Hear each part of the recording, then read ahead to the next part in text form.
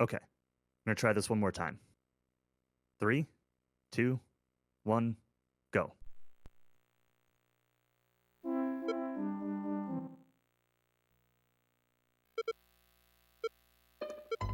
Okay, and we're off. Sorry about some technical issues. So, this is Dragon Quest II Super Famicom. We're gonna have a few minutes here of an intro before we get into actual gameplay. This is a remake of the original NES or Famicom version of DQ2. It includes some updated graphics, some changes to this intro here, and some general rebalancing. So if you haven't played this version, you're in for a treat. This is a really cool speedrun, pretty technical, and yeah, it'll be a good time. So first, we're getting a little bit of background here,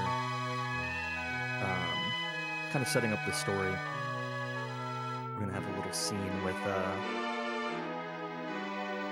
Moonbrook Castle being attacked here shortly. Yep. Kind of a long introduction compared to the other older games.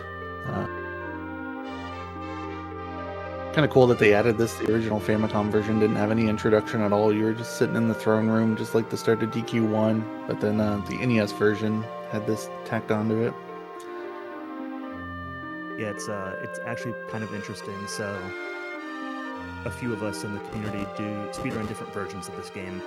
NES, GBC, Super Famicom, and they all have an intro, but sometimes we do like a multi-version race against each other. I think it was actually on maybe DQ RTA Marathon, or maybe it was a previous Question for Glory. There was one of them, and it's really funny to watch all three versions like side by side and see how long this intro takes, because they are not all the same. But we're getting to see here Castle Moonbrook. So that's Princess Moonbrook there with the pinkish hood, and then King Moonbrook, and the castle is under attack by the armies of Hargon. Who? I don't know. I mean, the armies of some bad guy. We don't know who it is. Ah, okay. Well, hopefully we find out. Yeah, maybe eventually. So the king is telling Princess Moonbrook here to hide while he fights off the invading monsters. But soon there will be too many of them.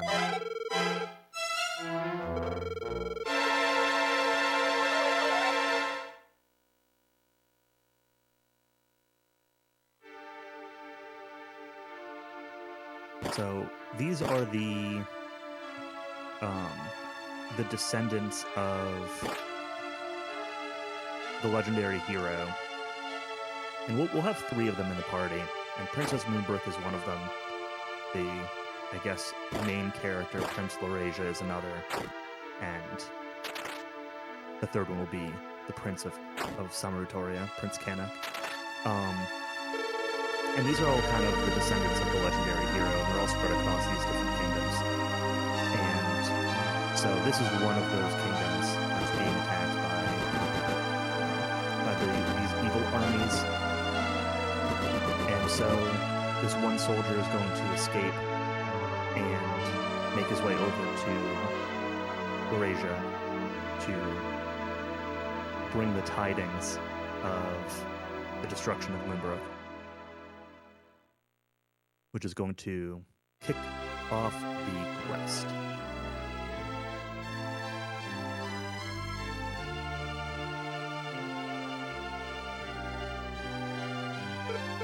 I haven't seen this joke before, but I guess when the King of Moonbrook dies, he yells "Gyoe," and Gyo is Japanese for fish, so that's why they're posting the emotes. Nice.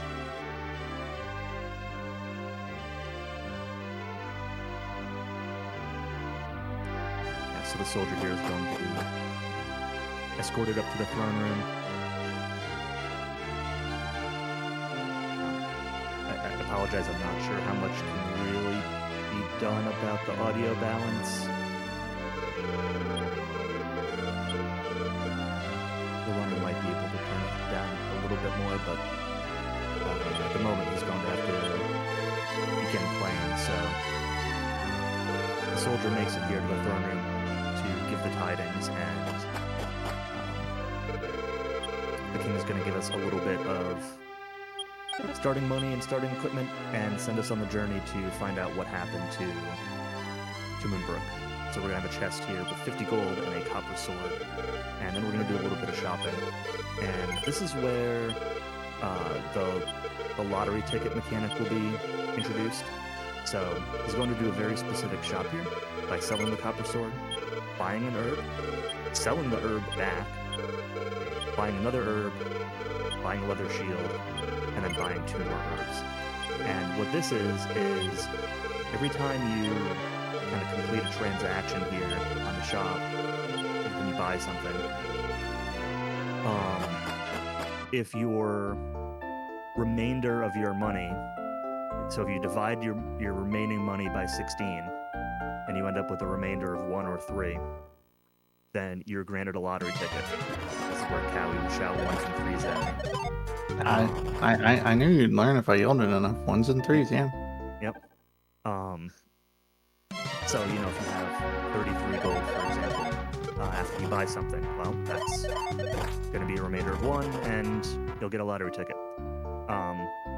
There's a little bit more going on once you get up to higher gold numbers, but that's the gist of it. And those lottery tickets sell back for 50-something gold. I forget the exact value. But they're going to be very useful for accelerating the early game with buying some equipment, buying some recovery items, etc. So also, what that means is that at this point, the runner has a very specific amount of gold. And so he doesn't want to fight anything, because if he takes fights right now, and then that's going to make any subsequent shopping more difficult. So there's sort of the beginning part is trying to get the second character, which is Prince Samuratoria, Prince Kana. And to do that, he's coming up here to the castle, Samuratoria, and being told that Prince Sama went off to the Spring of Bravery. So now we're going to go to the Spring of Bravery and see if we can track him down. And again, we're not going to be taking any fights until Prince Sama is actually in the party, because at that point there will be some more complicated shopping that will go on for setting up the early game. So it's going to be a lot of running away. He does have some medical herbs from that initial shop. He should have 3 herbs, and that's usually enough to make the Spring Bravery, but there are some scary monsters in there. 3 rats is sort of the I'd say like the most common fight that you have to be pretty careful of. You can also find ogres, which do a lot of damage if you're running away.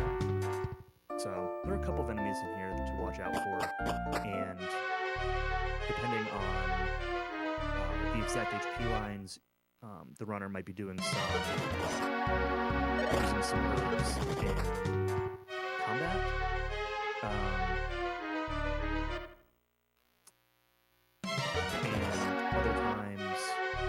Maybe outside of combat, you're kind of predicting how much damage you're going to take on a given turn, and sort of reacting to that. Seems like we might have some audio balance stuff going on, but there's nothing I am able to do about this.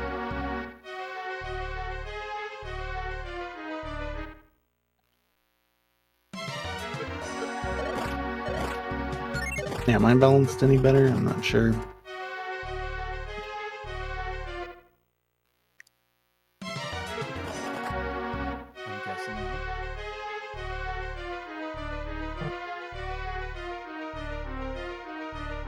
That seems like I'm a bit higher than you, so no, you might need to tune it in the Discord settings. I saw Ash say make Cowie talk, so Yeah, there's a bit of a delay when we're watching through the stream. But any more coffee? It's just me. I mean,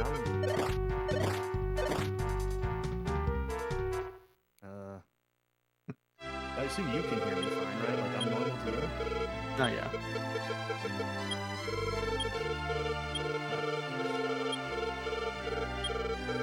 Yeah, we got through the Spring of Bravery there. We talked to the old man who, I don't know if he lives there, but he's out, I don't know. But he said that Prince Sama was just here, you had just missed him. And I believe you're told that he's headed here to wrvjekoa Castle where we started. And so, now we have to... Usually you would walk all the way here, but we're speedrunning, so we just get into a fight and die, and then we go back onto the... last place we saved, which we haven't saved the game, so we go back to wrvjekoa Castle. Where, and talk to the king. The king says, I haven't seen him yet. So maybe go look for him somewhere else. And so it turns out that, the prince, you are told at some point that the prince doesn't travel very quickly. So that's kind of a clue that you might find him somewhere between the last place that he was and where you ended up. So you go to this town here that's just kind of in the middle of this continent, and he's just hanging out here in the end. And we got Prince Cookie-san actually today. So yeah, he joins our team right away. He's always level 1 when he joins, so we're gonna buy some more equipment, buy and sell some more stuff. We got so like Tactical was explaining how this works, that just when you buy something, you get a lottery ticket if you're gold divided by 16 as a remainder of 1 or 3. The lottery ticket sells for 53, so if you just buy and sell in certain combinations of items, you'll get a big pile of lottery tickets, and the runners have this all planned out. There's no randomness to this, in this version at least.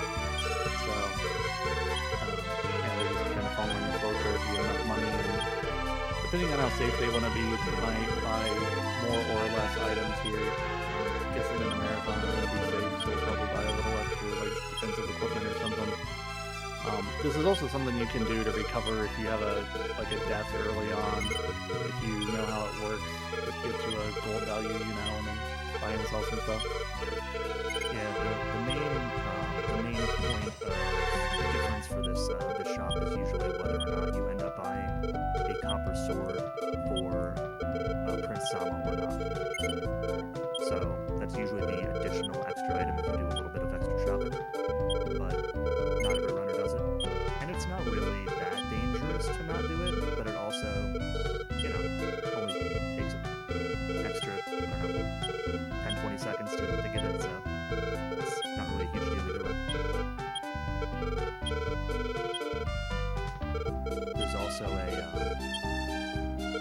at the next shop, so runner's doing some item shopping right now, and you'll be using this money at the weapon shop, which is just up a street. And in the weapon shop, there's some stairs you can go up to have a treasure chest with an additional lottery ticket, which is a little bit faster to get than manipulating the money around some more. So you sound the same to me. I think you're about the same on stream as you were before you disconnected and reconnected. Ash said you were getting more quiet over time too, so... It's probably going to happen over the course of this run, because it's 3 in the morning. We'll end around 7, so... Yeah, but you have that sounding more quiet to me. Like, you still sound normal. Yeah. Maybe he was attempting audio adjustment. Yeah. I'm just kind of listening to the stream audio, and I do sound a little quieter than I was before.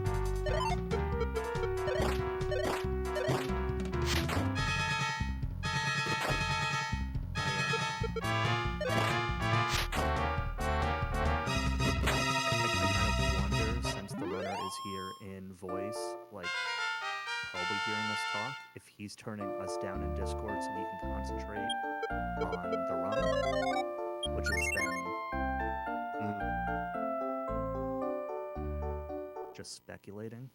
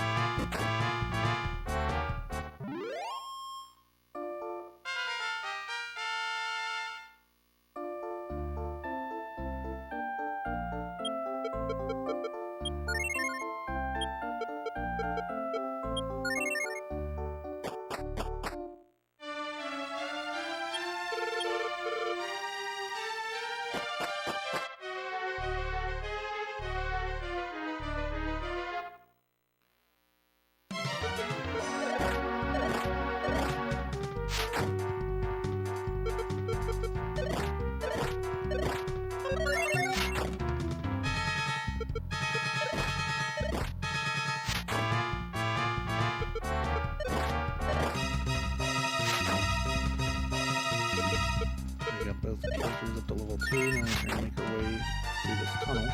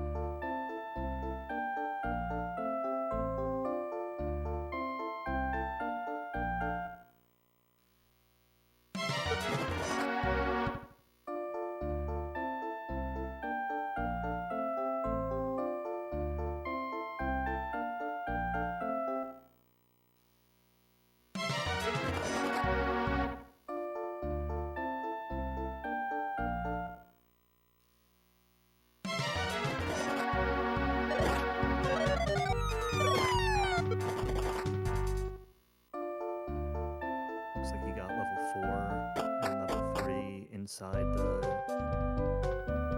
cave, so he's able to go directly to Peta here.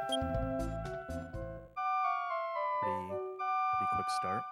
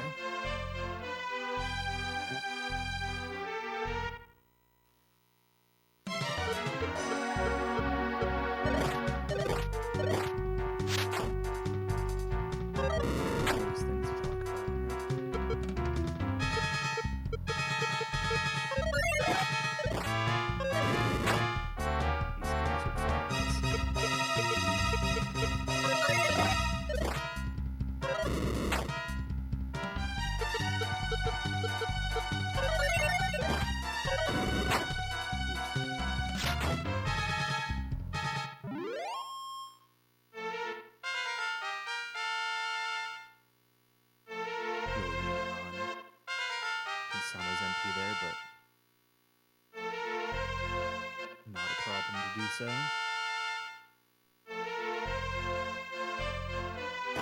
Spent most of hers, or I should say, Maria spent most of hers. Anyway, so quick trip back to the inn here. What's that? Cookie song and Maria. Yep. I wondered about that because I saw him name the hero Te at the beginning instead of the usual she. Mm-hmm. Thankfully in this game, this game can make much of a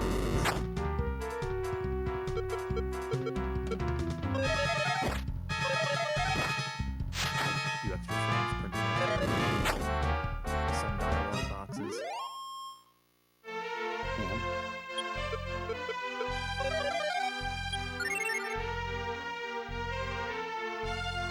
And most of those dialogue boxes would just have the Lorasia's name, not the other two.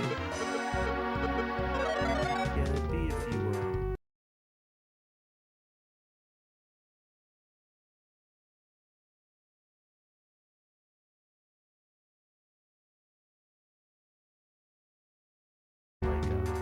like outside of combat using like casting a spell or something like that, where like a frame per character.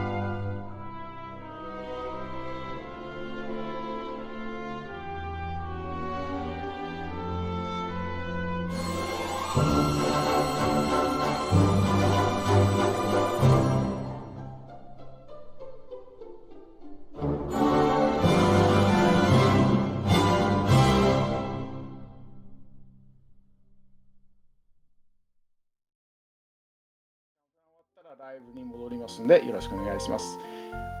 5, 4, 3, 2, 1, go. Okay.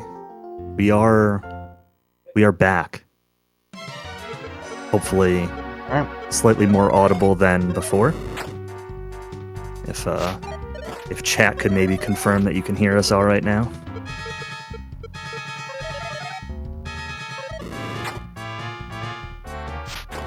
Seems better to me. All right, well, that's good. All right, so quite a bit happened while we were out.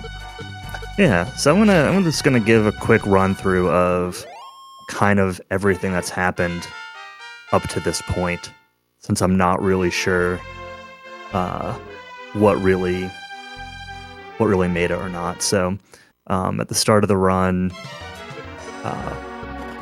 Prince Lore walked through the Cave of Bravery and then met up with Prince Sama, did some shopping using the lottery ticket manipulation technique to get a bunch of starter herbs and some starter equipment, some weapons and some shields and such.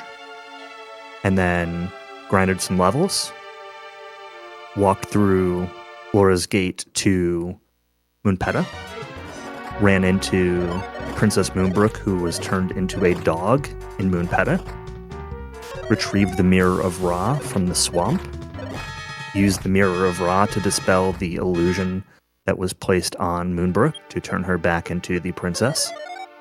Took a couple of really scary fights at level 1, well, Moon level 1, to get her up to level 2 to 3. And then at level 2, Princess Moonbrook learns the sleep spell. You'll be seeing a lot of the sleep spell in this run. It's a very powerful status effect that many monsters are vulnerable to in this game, and also many monsters will do to you in this game. And DQ2 is kind of notorious for that. And then walked over here to Castle Moonbrook. This is the destroyed castle that we saw during the intro scene of the game. Coming here to Castle Moonbrook is technically optional. You don't have to do it, but there are two very important items that Sansan just picked up, which are an MP seed and an HP seed, which will increase a character's max HP and MP. Almost all of the HP seeds, except for the very last one that's acquired in the run, will go to Prince Sama, and the last one, way later on, will go to Princess Moonbrook.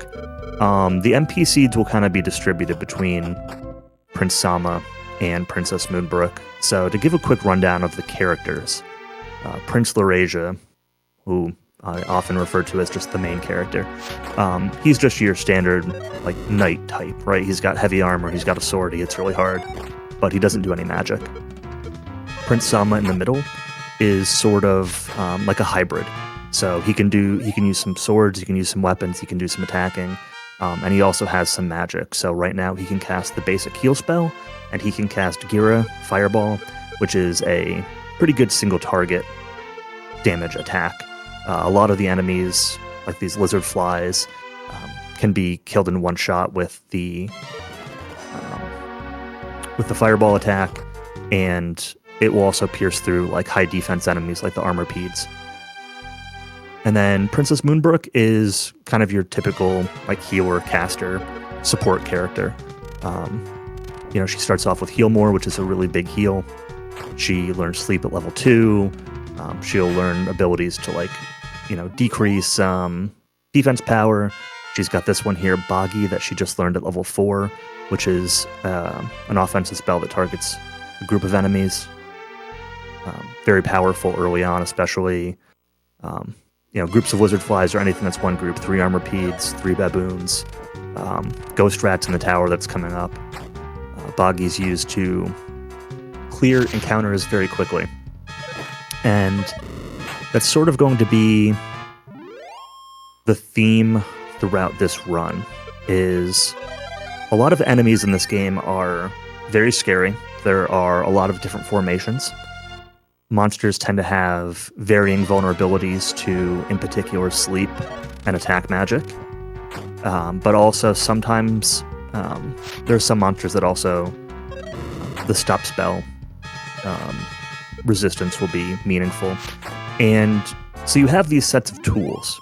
You have these attacks, these magic attacks, these status effects, and knowing how to combine them on any given formation that comes up in order to clear an encounter safely, but also quickly, but also efficiently is very complicated. And this game tends to run on pretty slim margins. You have sort of the right amount of resources for everything that you're trying to do at any given time. And if you don't manage those resources correctly, then you can get yourself sort of in a bad shape. Revival in this game is very expensive. It's 20 gold per level. So if characters die unexpectedly, the cost to revive them adds up really quickly. And so that's kind of a priority. You don't get any revival items for the first little over an hour of the run. And even then, you can only hold one at a time. And it's pretty out of the way to get more. So having to revive, like, on the go is not really something you're expecting to do very often in this run. So keeping characters alive, first and foremost, is sort of a top priority. And then, yeah, so balancing those decisions as you're going on these long walks is kind of a core part of this run. Some weaker enemies here that Sansan is choosing to run away from.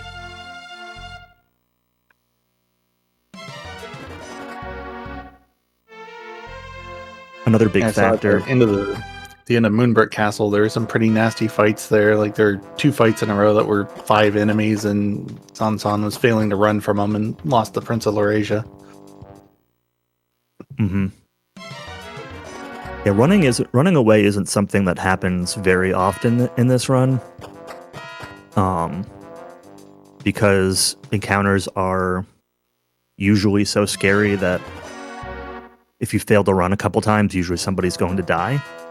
But in the early parts of this run, when you're kind of going through mixed level areas, those snakes that were there were the same snakes that were in the Laura's Gate before you even get Princess Moonbrook, for example. You can choose to run from them, and it's sort of a resource management question. Like, killing those snakes, I would say, is probably more common to use the Boggy spell to just wipe them out. But Moonbrook is down to 15 MP, and you kind of want to save that MP for tastier fights in this tower that are worth more experience and also more gold. So gold is pretty hard to come by in this run. I mentioned Revival being pretty expensive. There's going to be some equipment that's going to need to be purchased. So you're looking for specific gold thresholds, like coming out of this tower. So they're in the Tower of Wind right now. And they're picking up the Cloak of Wind down here. He's going to go back up to the top of the tower to get one more item. And then coming out of the tower, he's going to be looking to buy a steel sword for 1,500 gold, which is a lot of money at this point in time. So he's hoping to have at least like 1,200, 1,300 gold coming out of this tower. He can sell some of his current equipment if he needs to make up the rest of that gold. But you need to be pretty close, and if not, then you need to do a little bit more grinding back at Moonpeta in order to be able to buy the equipment that you need. So taking too many early fights that aren't worth very much can leave you starved on resources in this tower and not able to handle the fights that are worth more later on.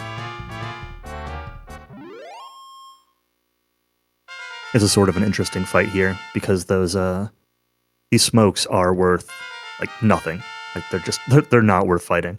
But those the Megapedes are pretty good. So sort of an interesting mixed formation. Are they not worth good gold, the smokes in this version? Honestly, I don't know how much money they're worth. I know they're not worth much XP, and I know they have a very high evasion rate. So they're usually just pretty slow to kill. And looks like the fight was only 130. Maybe they're not worth as much as on NES, because obviously all the early game monsters on NES got buffed from what they were on Famicom, so I don't really know how they all compare to Super Famicom. But I think they're worth like 50 gold or more on NES. Kind of tasty if you need money.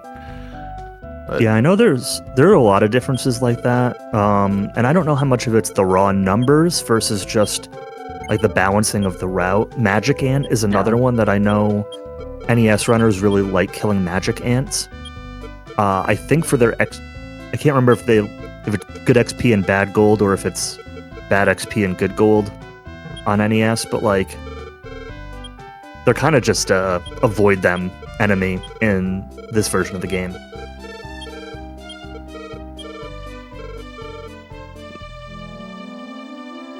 Alright, so Sansan was able to afford the steel sword. He's getting a Chimera wing for a backup in case anything goes wrong in the next section. He's able to return back to town without taking a death, and then also grabbing a medical herb. Medical herbs are pretty important in this run. You know, I mentioned like resource management being a pretty big part of the run, and having some extra medical herbs allows you to save a lot of MP on your casters, which allows them to use more offensive magic. Especially Princess Moonbrook Healmore, her heal spell costs 5 MP compared to 3 from Sama's heal. And a medical herb is about the same as a heal spell. So you're at this point in the run, you don't have enough hit points to usually need the full Healmore value. So getting by on medical herbs in particular can help save Princess Moonbrook's MP for more casts of Sleep and Boggy.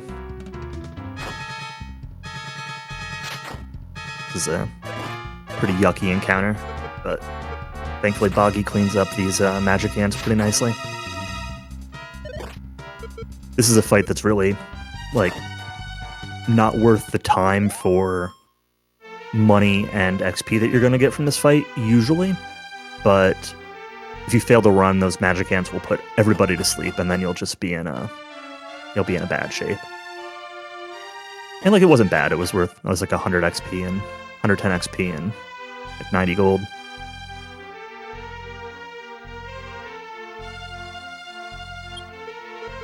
But usually you're trying to be a little bit judicious and take fights that are going to die a little more quickly. And again, those smokes can just throw a wrench into things. These carnivore plants here are man-eaters, I guess, in this version. Are pretty scary. They've got a sweet breath ability that can put your team to sleep. So they're very much a focus them down. This is going to also be the first area where our friend the Metal Slime can show up. They are not a priority target if they do show up. They always show up here in mixed formations, and the monsters that they show up with are pretty scary, so it's pretty unlikely that you end up killing one. But they're fun to see, and if you get a mixed formation and you're able to kill the non-metal enemies and then the metal slime runs away, it gives you a chance at rolling the metal slime's drop, which is an iron helmet, which sells for like 750 or 900 or something like that. It's a lot of gold for this point in the run. I don't remember the exact value, but so they're pretty. It's pretty exciting when a metal slime shows up here, but I think he's either already passed or just passing out of the metal slime area. So, you know, it wasn't very likely to see one, but I was hoping. It's always exciting when metal enemies show up in a Dragon Quest run.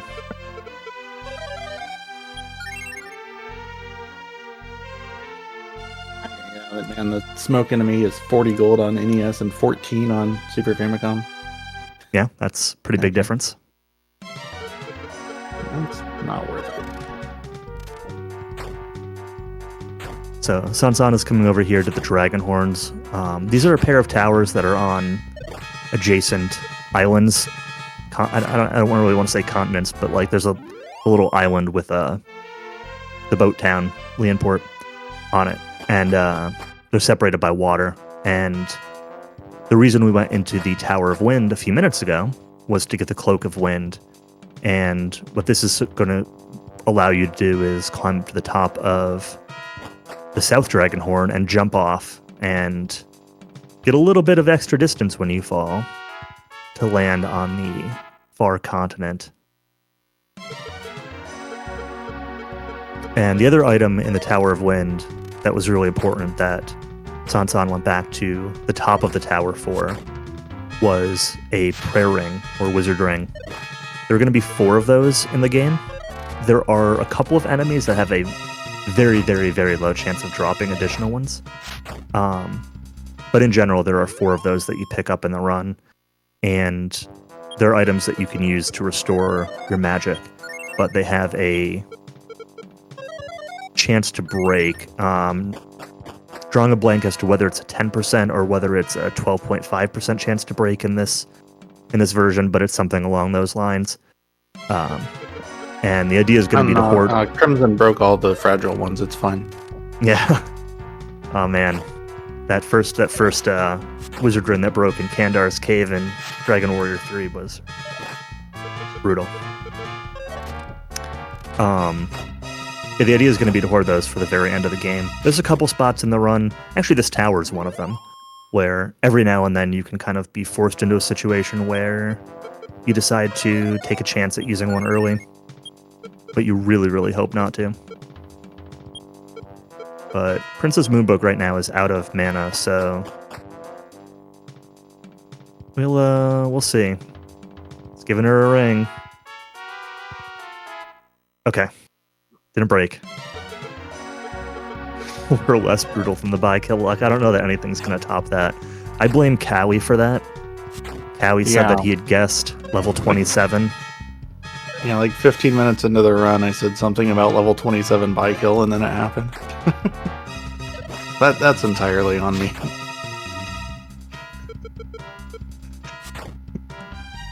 Of all the numbers to guess, you hit the 1 in 128. I thought it was high enough that it wouldn't happen. I didn't want to say 23 because 23 is actually pretty likely. Yeah.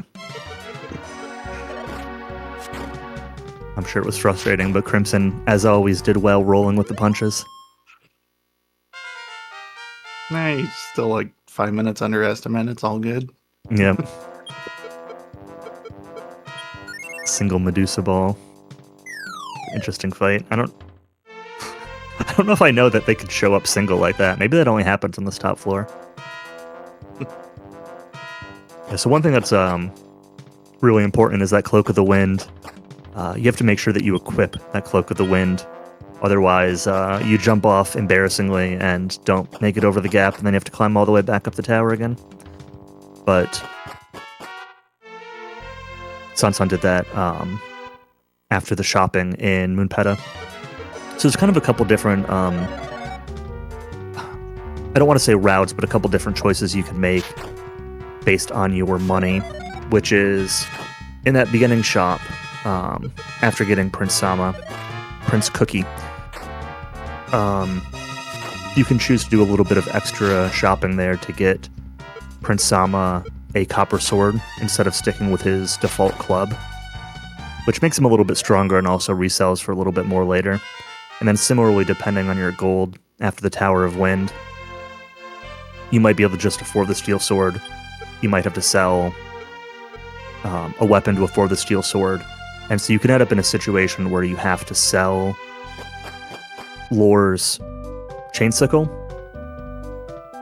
and buy a steel sword for him, and then Sama doesn't change his weapon. Normally what you want to do is you want to buy the steel sword and pass the chain sickle over to Sama, and then you equip both things at once. But if you're planning to do that and then you don't actually pass over the sickle, it can be easy to forget to equip the Cloak of the Wind. Anyway, it was fine. Sansan didn't have any issue there. Made it through the tower. He went back into you may have seen him go back into the North Dragonhorn and pick up an item on the ground. That's an item that'll be used for later. That's I forget which which thing is which. That's not the loom, right? That's the yarn, the dew yarn. Yeah. The looms in the damaged tile town. Yeah. Looks like money's pretty good. He had enough money to purchase the Clothes of Hiding, or Cloak of Evasion, for Princess Maria. Now, when he first got to town. It's pretty common, so that costs 1,250 gold to buy that. It gives you a 1 in 16, or I think it's a 1 in 8 in this version. Chance of dodging a physical attack. It's one of those two numbers. And it's pretty good defensively, especially compared to the regular clothes that she was wearing before this. And it's pretty common that you actually you get the money you need to buy it off these gremlins. And sometimes you actually need to do a little bit of extra grinding outside town to be able to afford it. It's an item that you can technically delay until later in the run, but if you don't buy it now, it's a lot later in the run before you can have an opportunity to buy another one. So the fact that the money worked out to be able to purchase it now is really good.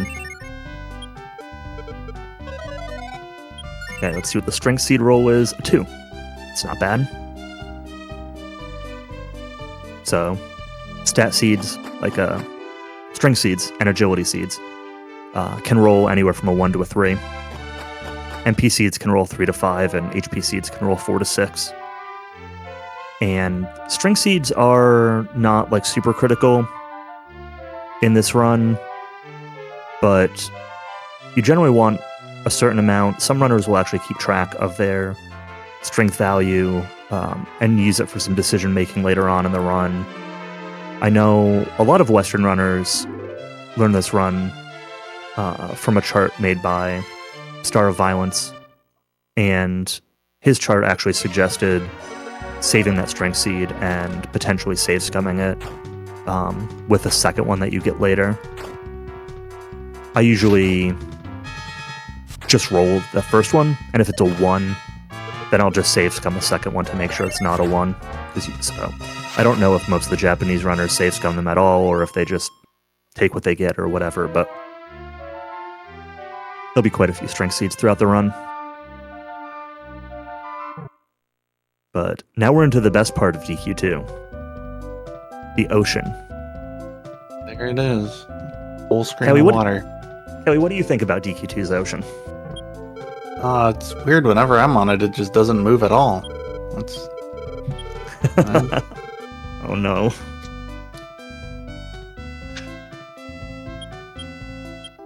Yeah, it's quite large, and there's not a lot in it. There's a lot of spots on the ocean, just like we saw, where you just can't see any landmarks at all. So it's kind of hard to navigate, even if you've got a map sometimes.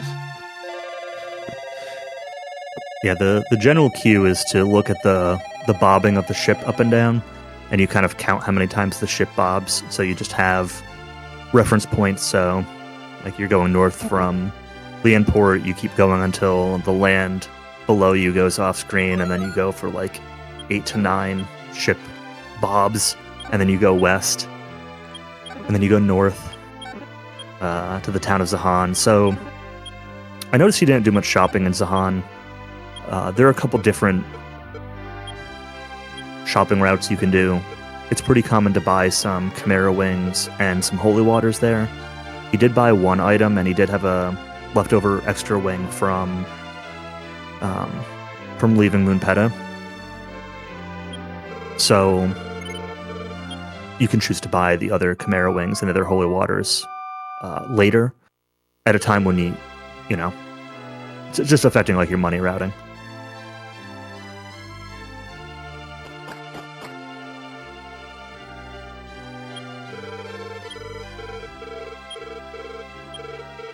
And then next to the town of Zahan was this portal back to Laurasia, back where we started the game. And it's very important that you come up here and you save the game at Laurasia. And what this is going to do is it's going to reset your home point when you use a Chimera wing, or when you die back here. And you're not want to come back here from a death, though. Yeah. So The priest in the top left corner does not revive you. He just has a conversation for you. You have to walk all the way to that town where we found the prince if you're dead here. Yep. That's why it can be potentially a good option to buy holy water early, because you can, depending on what level you are, you can sometimes use holy water to get over to that town without an encounter if you need to recover from death.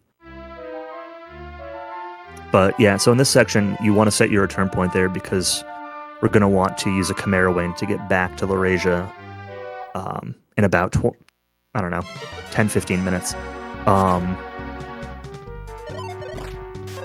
And if you're paying close attention to how he's sailing around here, you might have noticed he just went southwest then north again. The reason for that is that there's two different groups of monsters on the ocean, and he's purposefully sailing around the nasty zone. Yeah, that's very important. Some of the water around Zahan, sailing in and out of there, is the nasty zone, as Cowie puts it. And Gargoyles. Yeah, gargoyles and vampirus. Damn. Oh, gargoyles can drop you helmets. Yeah. I don't know if you would ever fight them in this version, do you? I mean, later on, yeah. You don't now. I mean, they're... I don't know exactly what formations they show up in. Like, you can put them to sleep with a pretty high probability, so you can maybe take a single gargoyle at this point, but I don't know if they actually show up single at or not, so... so anyway, so when he was in Laurasia and raided the treasury there with the golden key, which he picked up in Zahan, I realized I'm kind of falling behind on some of the key items and stuff like that. It's 2 a.m., bear with me. He got the token, the Roto token, and that priest in that shrine he just went to sees you having the token and gives you Roto's helmet. So there's a whole set of Roto equipment, and we will be getting most of it. Pretty good stuff for Prince Laurasia.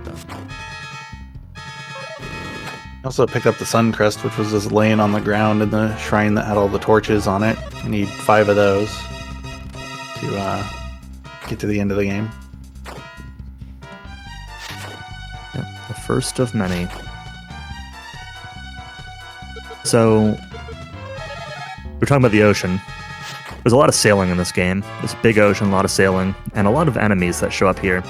And the ocean encounters are a little bit scary when you first get here, but they're valuable. Like, they drop a lot of money compared to anything that we were fighting beforehand.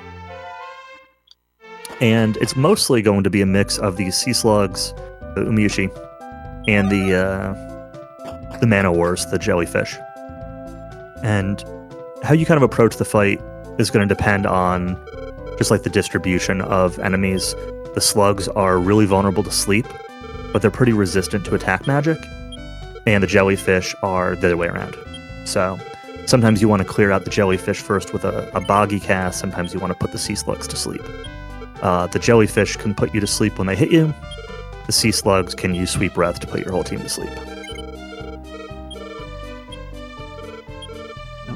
We're going to be buying a mystery item here from this shop in a minute. You might notice the empty spot in the item list.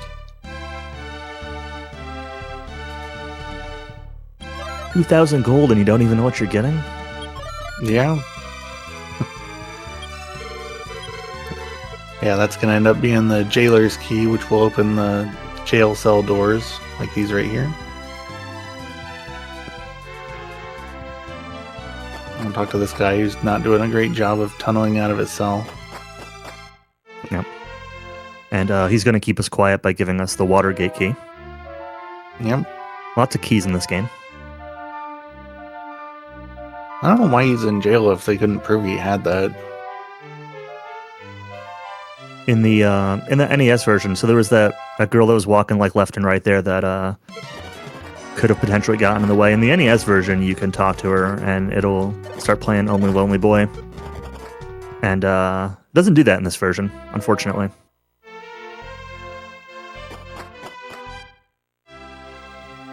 But every time I see Parapori, Welgarth, I hear the song and I hear Anatolu's rendition of the Key song in my head. Made up a nice little jingle for it. Yeah, inferior version, I know. Alright, so we get Roto's shield here. Tossed away his old leather shield, doesn't need that anymore. It's really funny, like, I've talked a couple times about how, like, you're kind of strapped for money, and it's pretty tight in this version, and, like, revival is really expensive and things like that, but there are a bunch of times where, at this point in the run, where it's like, well, that leather shield, you could sell it and get, I don't know, like 60 gold back for it or whatever.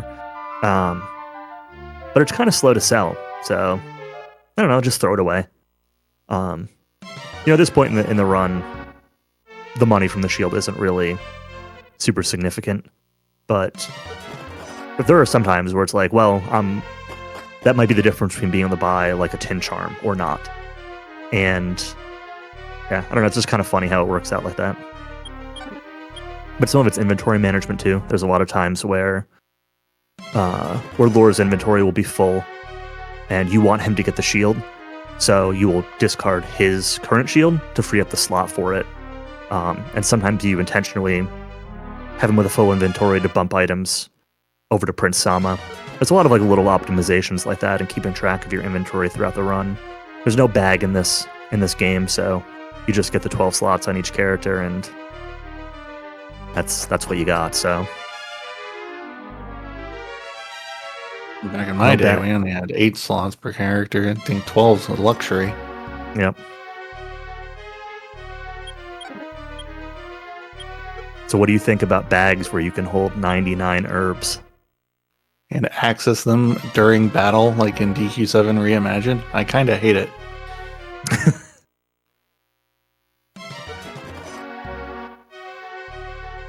So, Sansan here is back on the sort of the starting continent. He stopped into the Kingdom of Samarutoria for the Roto Shield, and then he sailed a little bit west. This cave is accessible, like right from the start of the game, and it's kind of intended that you come in here to get this silver key at the beginning of the game. But there's only like one door in the game that absolutely requires this silver key. And I think only one.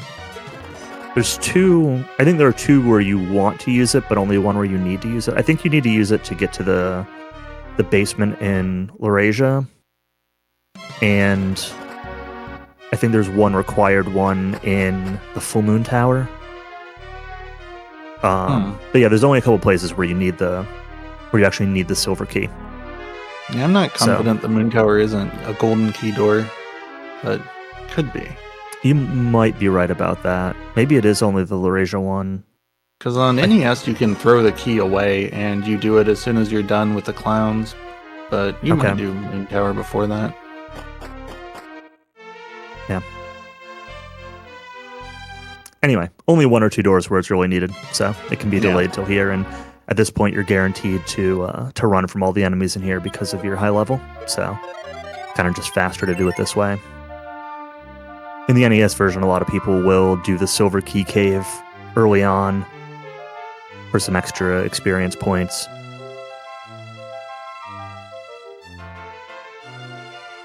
But never in this version.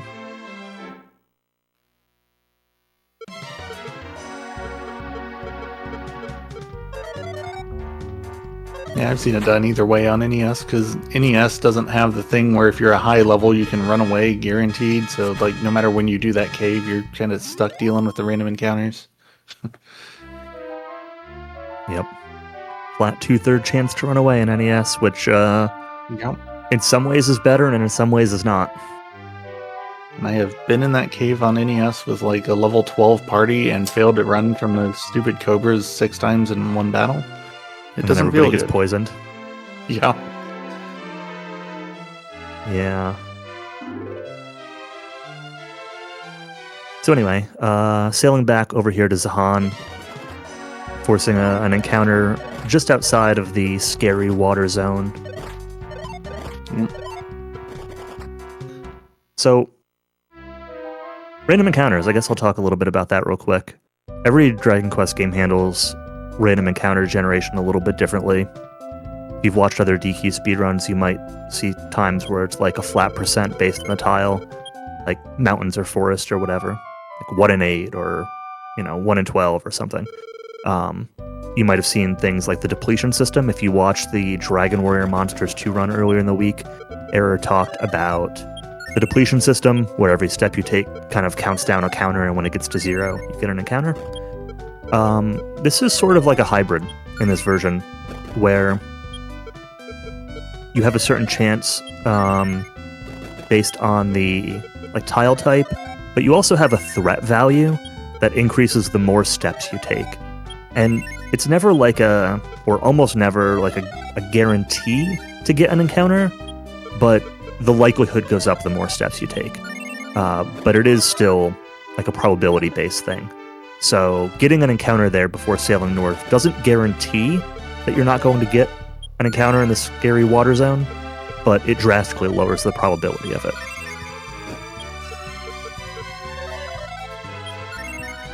So we're back in Zahan.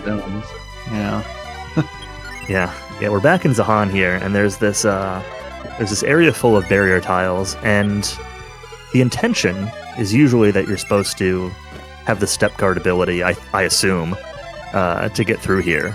But with good usage of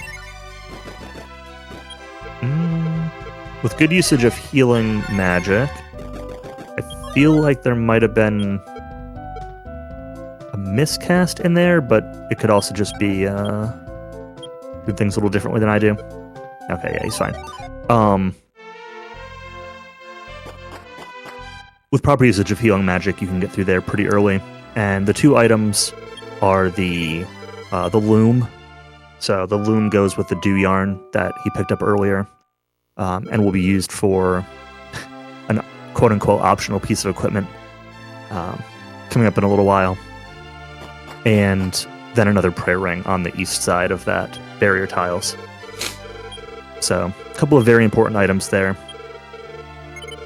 And then this is why we wanted to set the return point to Laurasia, because he was able to use a Chimera wing to warp back to Laurasia. He didn't have enough MP to escape the barrier tiles, right, without death. And we want to come back here anyway, because in the basement is a clown. And if you're familiar with the NES version, this clown's, he's pretty easy. He respawns over and over. You can farm him for thunder staffs, and it's a good time. In this version, he's not a good time. He still drops the thunder staff. You can only kill him once, so it's important that you don't have a full inventory when you go into the fight. Otherwise, you don't get the thunder staff when you beat him. But he's one of the mace masters from Hargon's Tower at the end of the game. So he's got a very high chance of casting Explodet like that. Yeah. He can also buff his defense. He can, and he can also attack for a lot of damage. So the goals of the fight are to start off with getting him stop spelled, so he can't cast Explodet anymore, and then casting Surround on him, so he hopefully misses you. And hope he doesn't hit the same person twice without missing. And sometimes he can even one-shot Princess Maria from full HP if she's not defending. So it's a pretty scary fight, but it's getting through there pretty well now. I forget how much HP this guy has. It's like 250, I think, something like that. So we're getting pretty close. He's a little bit resistant to attack magic, but it is worth using from Prince Sama in particular. So, first try Devil Priest is very good. Yeah, the beginning of that fight went really well considering it was turn 1 Explodat, because it was first try stop spell and first try surround. Yeah, so there's the way that like a lot of people who are newer to the run try to approach that fight, and I do it sometimes too, is like trying to hit both stop spell and surround on turn 1. But if you try to do that, then Moonbrook is guaranteed to die if Explodat happens, which is like a 55 or 60% chance. It's pretty high. And then you have to try to like use your only World Leaf to get her back up, then to get surround, and like you're just not going to recover from that if that happens. If somebody dies to Explodat, you end up resetting. But with this play, you can often get in both the stop spell and the surround. You can survive the Explodat, and then you can try to get the surround in while you recover. And you still might have to use a leaf, but you have a higher chance of being able to play through it.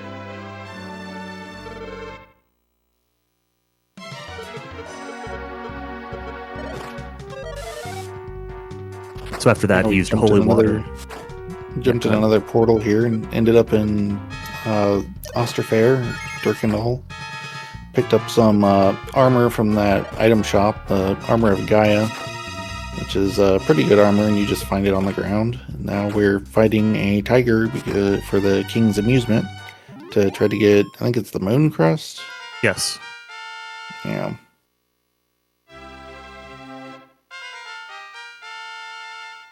I always feel like I'm not sure which crests are which and which DQ3 orbs are which, but I think I actually know them. Yeah, I know them all by now, but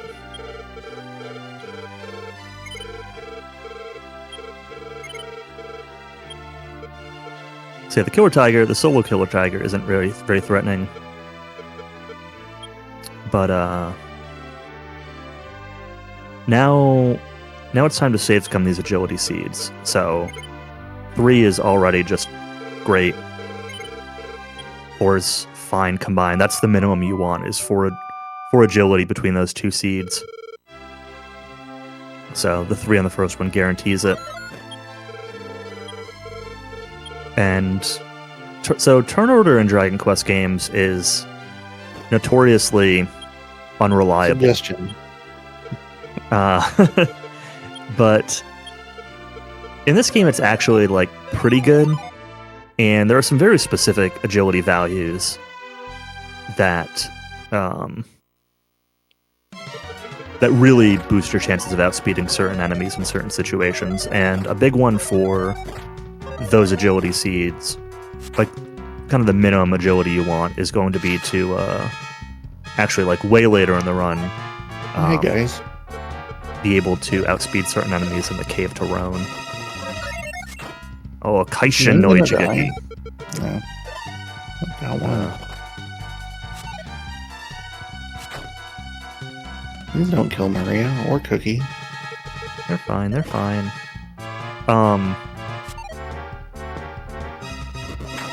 So if yeah, he's doing the thing. So if anybody was watching the DQ1 harp hunting run earlier,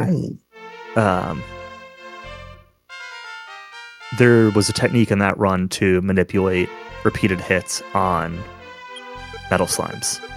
And that technique is also usable in DQ2.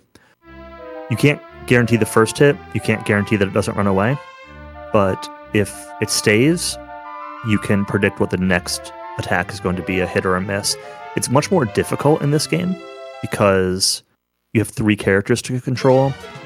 I'm sure Diener talked about it during DQ1, but there's kind of 2 different types of weapons, generally referred to as continuous or alternating, and it just kind of affects the inputs you need to do. But you have to pay attention to like turn order and which animations are playing, and take the right action to to be able to ensure that you hit on subsequent attacks. So it's not worth doing from the start when you have 8 metal slimes like that, because it's a little bit slower than just turboing through the input. But when you're down to just a couple, you can use it to guarantee some hits and have a higher chance of getting some kills. So this is this point in the run is, I'd say, like a potential divergence, a divergence choice. So based on your situation, you have 2 options for what to do after Durkandal. One of them is you can sail east here, which is what Sansan is doing, towards the town of Tepa, which is the faster play. And you usually make this decision based on whether or not you still have your world leaf. Since he hasn't used it yet, he's sailing towards Tepa. So there are going to be some dangerous encounters along the way, but it's definitely the faster play and the highest reward play. The alternative option is you could sail back to the World Tree, replenish your leaf, sail back to Parapoi, Welgarth, do some shopping, and then sail over to the town of Baran, do some saving and such, and then Baran, like from where he is on the map, is kind of like south and just like a tiny bit west. He kind of sailed past the continent on the way here. And then you could sail up to Tepa from Baran. But since you still have the World Leaf, it's faster to just go to Tepa first.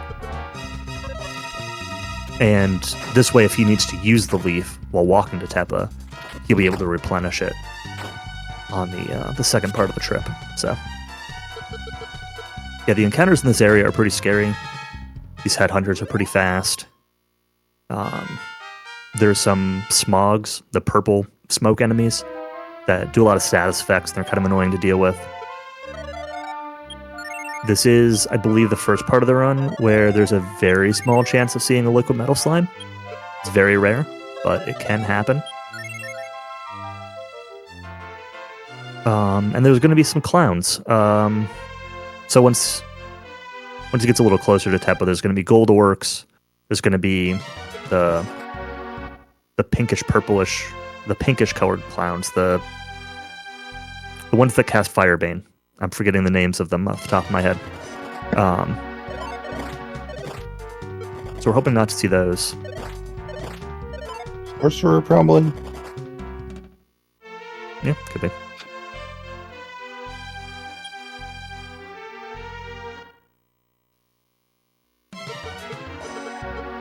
Passing through a low level zone real quick along this walk, which is sort of funny. It's the area under the desert from earlier.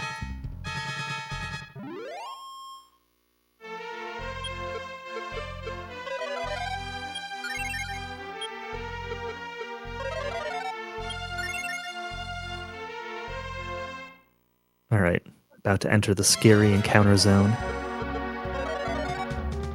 He was forcing an encounter there to get as many steps as he could in this next zone before getting an encounter. But that one was, oh yeah, the Hibbobongos are here too. The purple monkeys. This fight's not super scary. Gold Orc is a valuable money enemy. Not really one that you want to kill. They're pretty tanky, they're not worth a ton of XP, and they can heal themselves.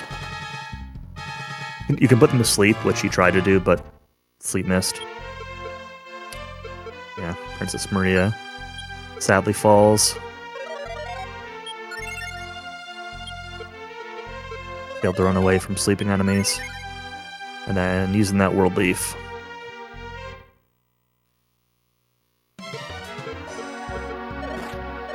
Yeah, he had kind of bad luck there, both with sleep fails and some focus targeting on Maria. This headhunter fight is... Wow. Oh, right for her. Yeah, so these guys are guaranteed to fall asleep. So if she doesn't die on turn 1, that fight is pretty much just safe. She died on turn 1. Yeah. Okay, we made it. That's the Dragon Quest turn order. Yep. those guys are fast, so at this level, it's not terribly surprising. She's not. You don't really expect her to outspeed them on this walk. But it's fine. Made her to Tepa. Spend a little bit of gold reviving, but the shopping in this section is pretty loose. So it's not really the biggest deal.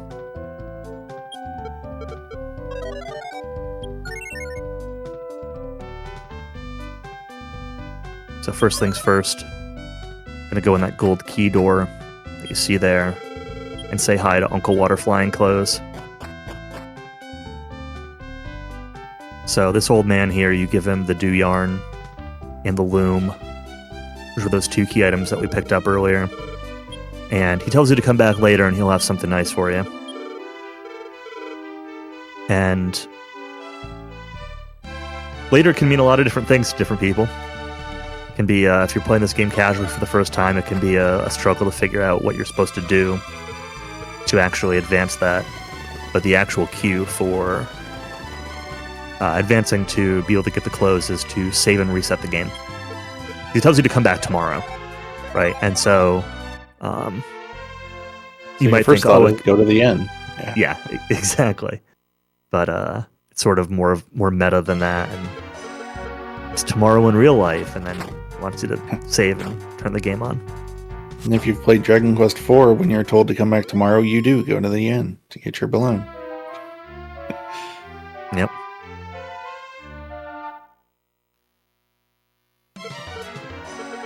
So I didn't see exactly what he bought at the shop there. The shop there. So again, I mentioned that the shopping here is a little bit loose. The shop in Tepa is where a common place to buy the pin charms, amulet bell, which is an accessory that you can put on everybody. They don't actually have to equip it to get the bonus, but it makes them highly resistant to the sleep spell and the stop spell. It drops it from like 1/8 effectiveness down to 3 in 64. I don't know if those numbers are exactly right, but I think that's right. But it does not work against Sweet Breath. So things like these slugs can still use Sweet Breath, but I think either he didn't buy any yet, or maybe he bought one. Again, I didn't actually see what the shop was. But there's a few places you can buy them. You can buy them in Welgarth. You can buy them in Leanport later.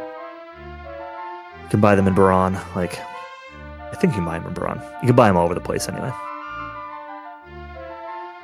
They cost $640 each or $660 each, something like that.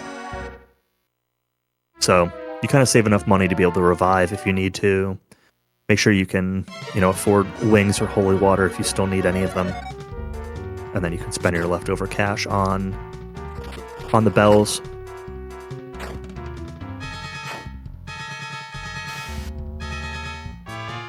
So the other nice thing about this order of approaching things, where you go to Tepa first, is that Prince Cookie here has had access to the Thunder Staff.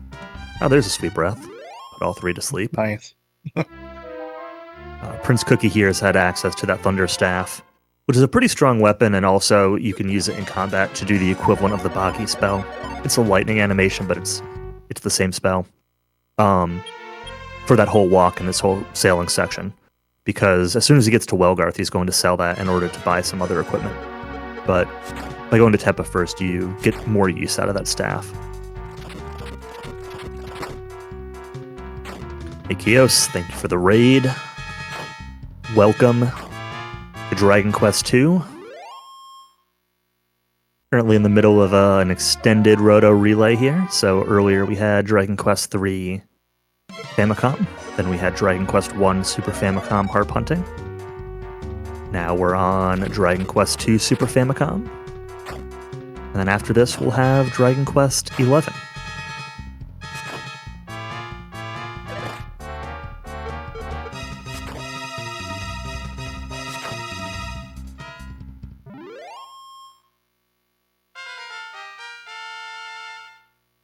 So yeah, these ocean encounters are still pretty valuable. they're not nearly as, relatively lucrative as they were earlier on in the run. But we're at a point now where specific money is going to matter, and there's another place where we have an advantage by going to Tepa first, is that Sansan was able to accumulate some more cash,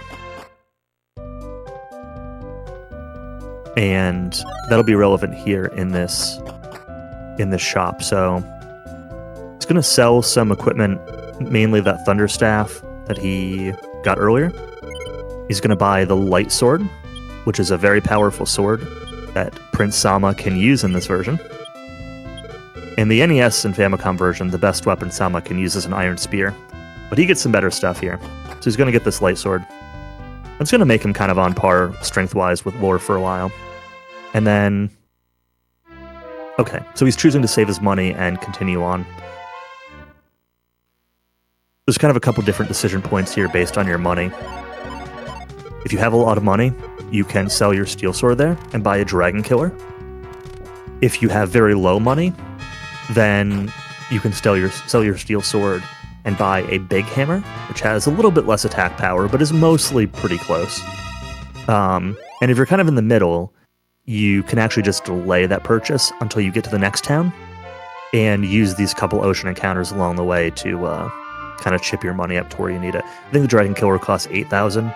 He had about 6,300 left. The steel sword will sell for, I think, like 11 or 1,200. So only really needs like 600 gold or so on this walk to be able to afford the dragon killer when he gets there. Dragon killer might even be like 7,800 or something slightly less, but shouldn't really be a problem.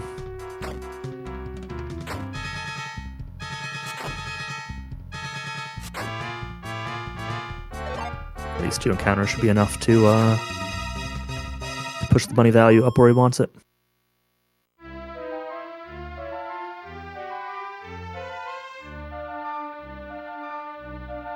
And nothing's really changes too much with the big hammer. You have slightly less favorable damage rolls on a couple of very specific enemies, like the killer tigers in the Undersea Cave.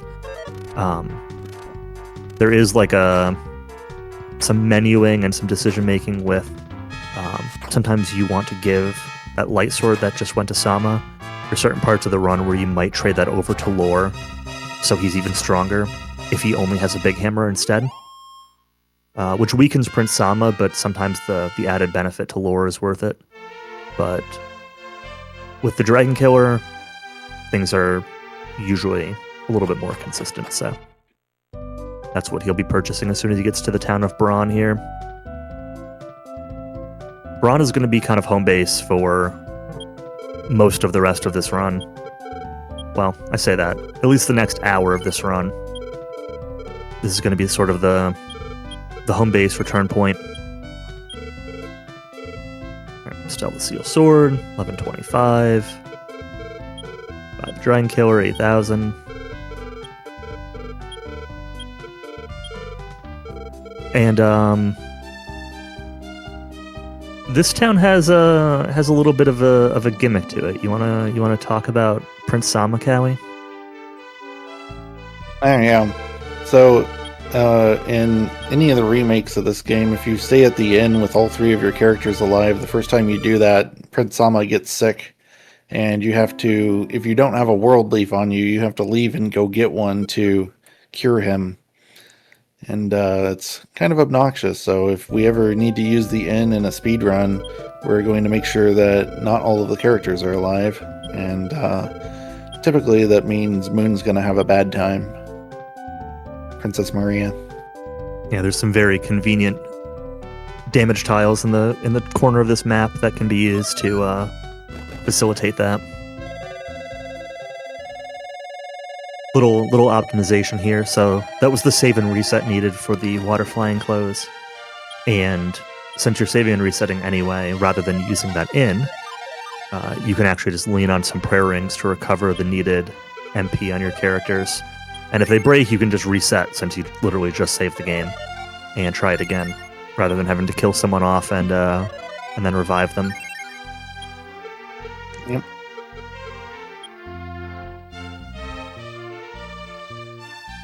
Sansan also took a quick walk through some barrier tiles to get to a shrine that we'll be going to a little bit later. That heads towards Rone, which we don't have access to yet, but there was an agility seed hidden on the ground up there.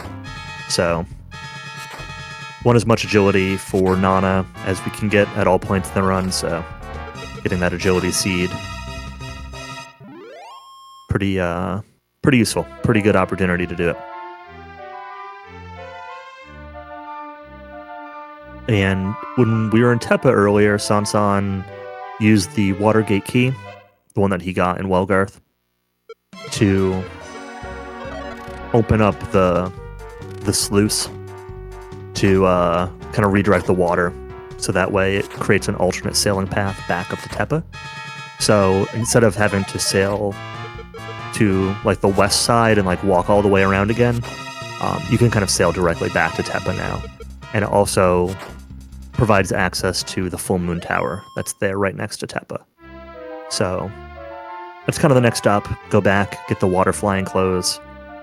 The water flying clothes are a really good defensive item that provides fire and I think also magic resistance. Very good defensive item. It's going to be on Princess Nana for most of the run, or Princess Maria. But it will go to Cookie at the end. So yeah, gonna go back and get the water flying clothes, maybe do some shopping for some amulet bells, and then tackle the Full Moon Tower.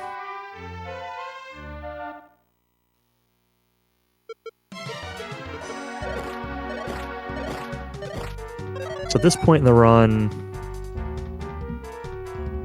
trying to think. It's got the Sun Crest, got the Moon Crest. It does not have Water, Star, or Life. So 2 out of 5. Just not Exploit. Okay. Couldn't remember for 100% certain.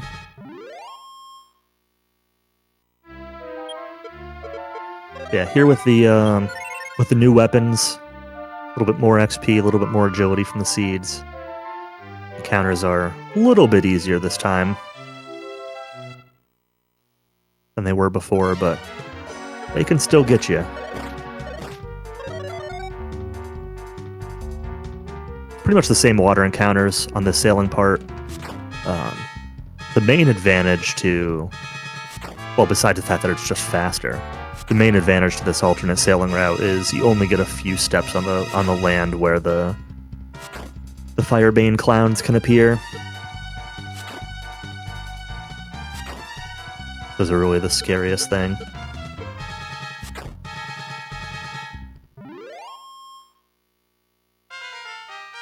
Choosing here to protect Maria with some defense. So one optimization that's actually like really important for getting your time down in this run is optimizing your healing usage. Healing is a lot faster in combat. Like, you can see how long it takes to open the menu, cast a spell, does the little flash, prints out the text. Healing outside of combat's pretty slow. But if you heal in combat, it's just, a quick line of dialogue and that's it. So knowing what your turn order is expected to be and knowing when you can top somebody off who's going to need healing in combat rather than waiting for outside of combat is a good way to just save time everywhere. But there are some cases where you want to just play it safe and clear the encounter as reliably as you can, and then take the healing outside of combat instead. So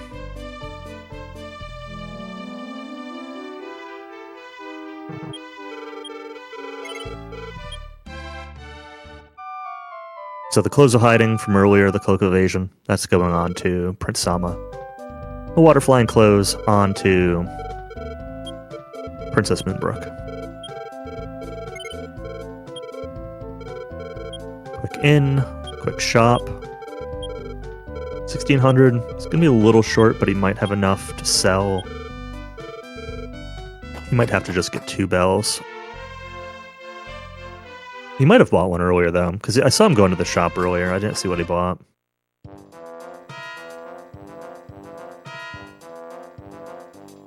I'm guessing you already bought one for Nana, since you just bought one for Lauren or Cookie. All right, Full Moon Tower. Hopefully we don't see any first floor encounters here. This will be sort of a... here's one. So this is sort of the DQ2 trend, where every dungeon in this game from here on has a really, really awful first floor. Like the encounters on the first floor of this dungeon and the Undersea Cave are both really bad. And then the Great Lighthouse has okay encounters, but the first floor is just gigantic. See that shortly. Yeah, DQ2 just really has bad first floors of all of its dungeons. But that encounter wasn't the worst. The encounters in general in this tower are not super lucrative. But there is a possibility on the top floors of getting a liquid metal slime. It's unlikely. World record runs will actually like grind out encounters there, just YOLOing for them.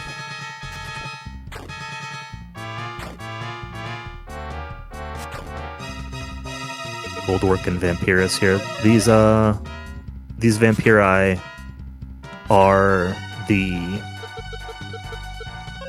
ones that can show up in the scarier water zones that we were avoiding earlier in the run.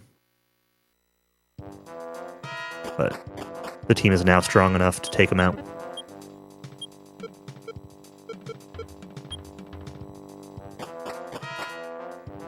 Two useful items, so here's a defense seed. It's going to go to Moonbrook. Picked up 1,200 gold from a chest earlier. There's an MP seed on this floor, though, but like what north path, it's like just to the left of the stairs in the top left corner of the screen right now. There's an MP seed up there. Most people don't get it. It's not super valuable, but it's also not really that far out of the way, and I don't know. I doubt he'll pick it up, but it's a possibility.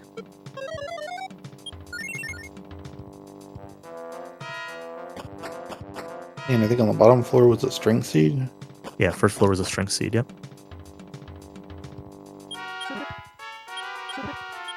Nope, skip the MP seed, okay. On this floor, there's going to be another defense seed, which will also go to Maria, and some money.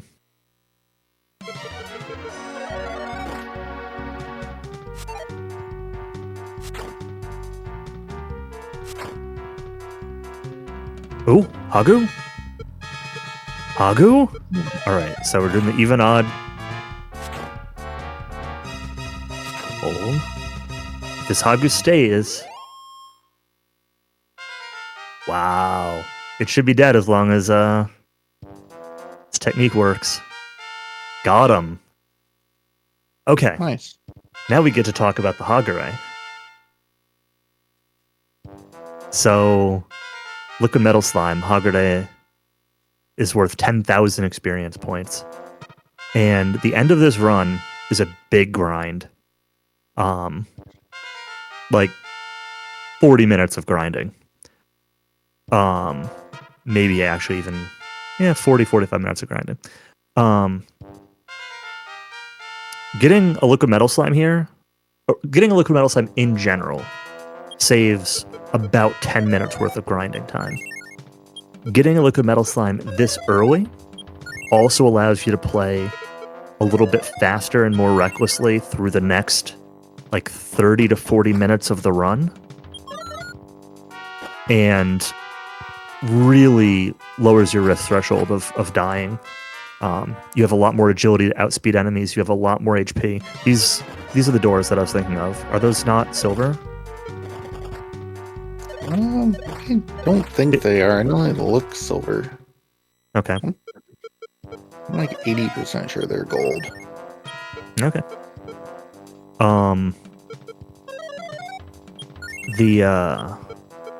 So anyway, you have a lot less chance of dying. You're a lot faster to outspeed enemies. You can choose to skip some less desirable encounters if you choose to. any questions about like trading weapons around between characters and stuff like that kind of gets resolved.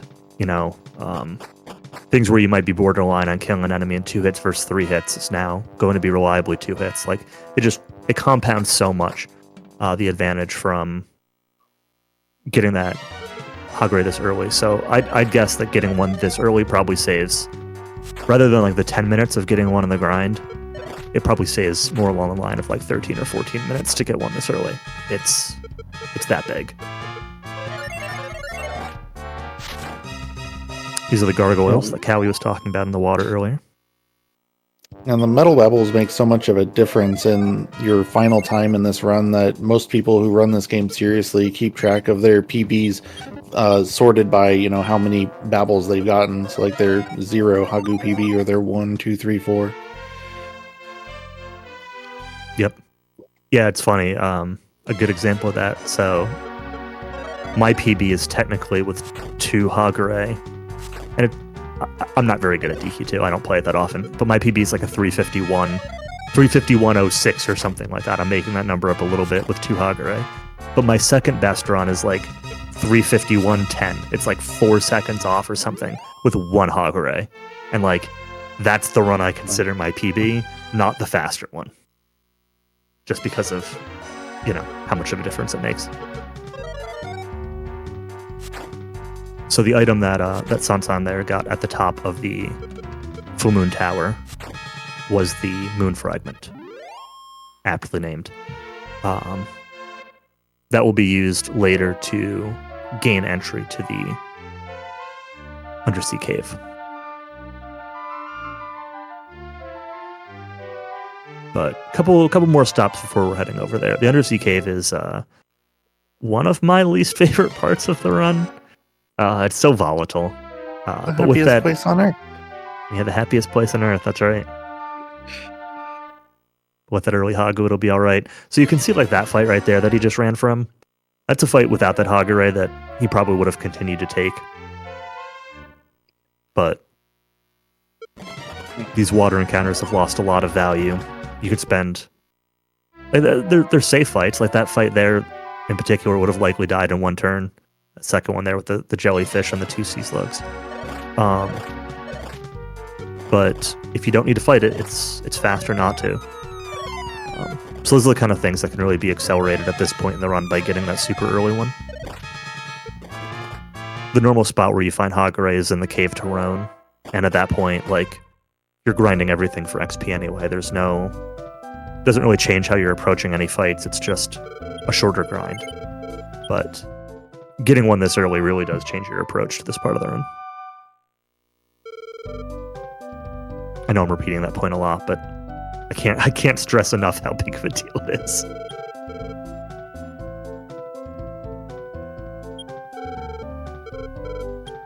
Okay, so quick stop here on the way to the Great Lighthouse, taking it in, and then coming over here to buy a wizard staff for Princess Maria. So the wizard staff is a weapon that effectively casts fireball when used as an item in combat, and might actually do a little bit more damage than fireball. I think it's the same though. I'm getting it kind of mixed up between versions. It might do boggy levels of damage. Anyway, regardless, I think it's just a regular fireball though.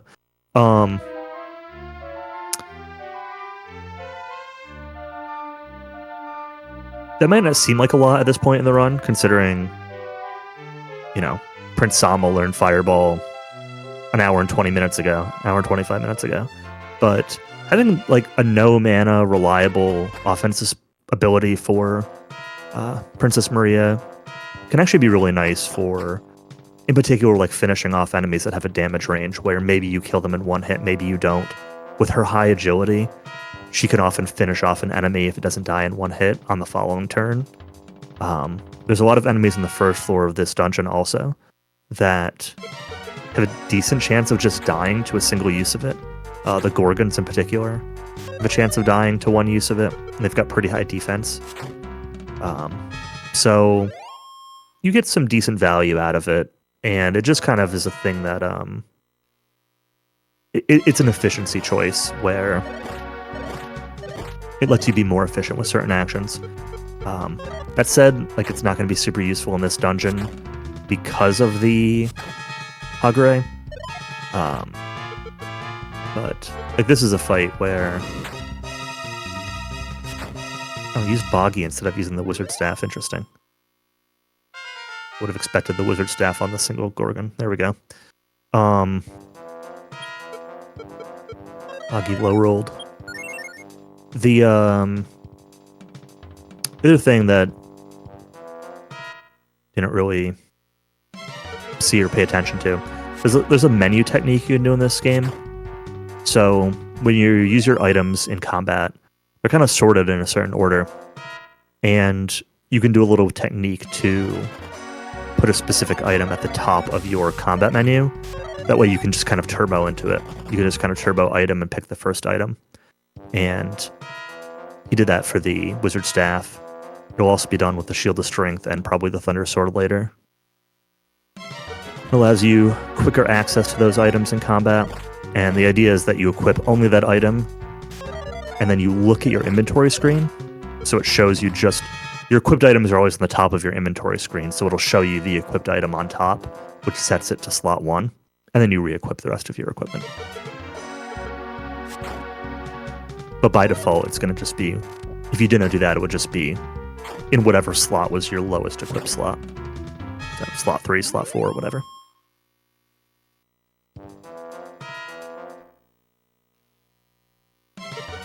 So this is the lighthouse I was talking about earlier. The first floor of this place is huge. The encounters here are pretty easy around the lighthouse. Sort of an interesting... DQ2's routing is pretty interesting because this is like the one place that you're really probably appropriately leveled for normally without the Hagure. Over leveled now. So in general, like in this run, you're pretty under leveled, but you're a little bit over geared at times. You get early access to like Roto's helmet and Roto's shield and things like that. But this place you're kind of like the right level for normally when you're here. And because you have good gear, you know, the encounters here are generally not super threatening. But it's a long dungeon, especially this floor. And so it just comes back to the efficiency thing that I've been hammering this whole run, where making efficient use of your resources and knowing like when you can kill stuff quickly with offensive magic versus when you should play a little bit safer and use more physical attacks or use sleep or something like sleep spell or something like that is sort of the balancing point of this dungeon. But with that Hagure, like you have so much MP, you just blast this place.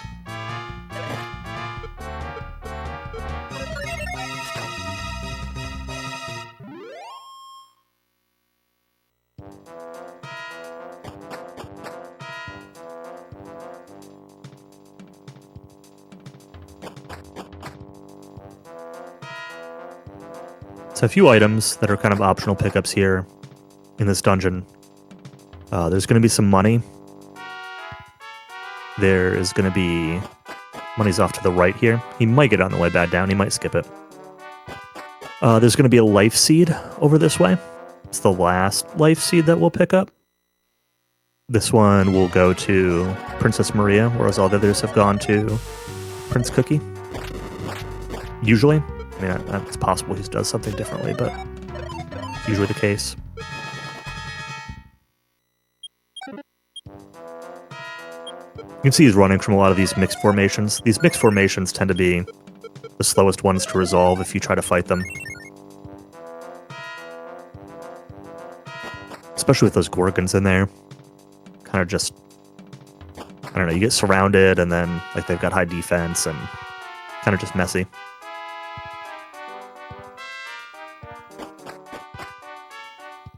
Sort of interesting that he's holding on to the life seed here. Most people just typically use it immediately when you pick it up.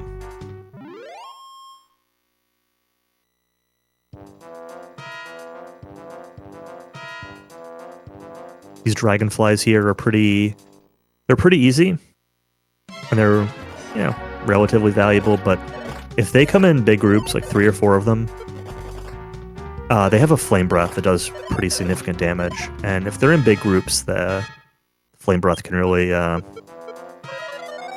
give you a bad time if they all decide to use it at once.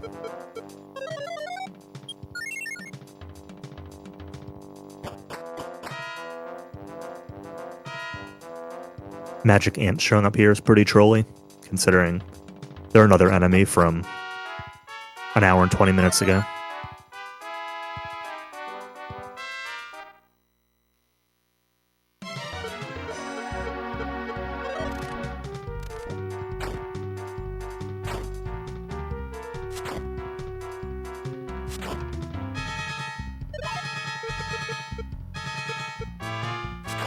One of the things I really like about DQ2's dungeons, and this is not the best example of it, but DQ2's dungeons do a lot of really interesting things where, like, they make you go up the tower and then back down the tower or something like that. You kind of get multiple uses out of the different floors of the dungeon. And the Lighthouse it's somewhat like that in that, like, you come up to the top here and you find this, what looked like a gremlin, but I guess it's an old man? I don't know. We'll follow him and see what's up. Yeah. But we're going to follow him back down the tower now that we're at the top. So it's kind of just a cool use of getting the most out of every floor.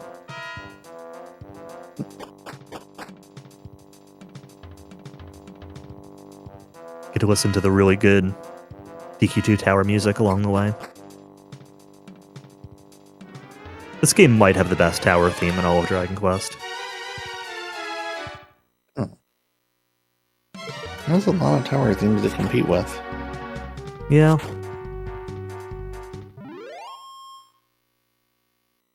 This one's pretty good, though.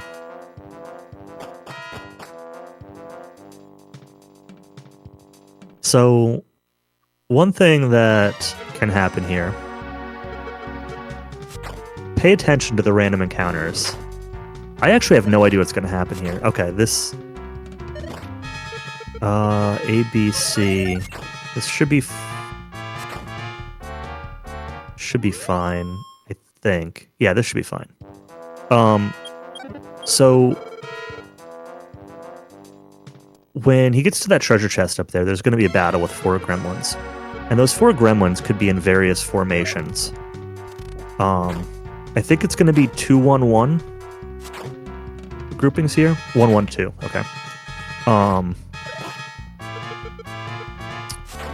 And the formation that these gremlins are in, they can be grouped together or they could be separate. And it's based on, like, the previous formations and their groupings before getting this fight. So, because the previous formation had 3 groups of enemies, I knew there was going to be 3 groups of gremlins.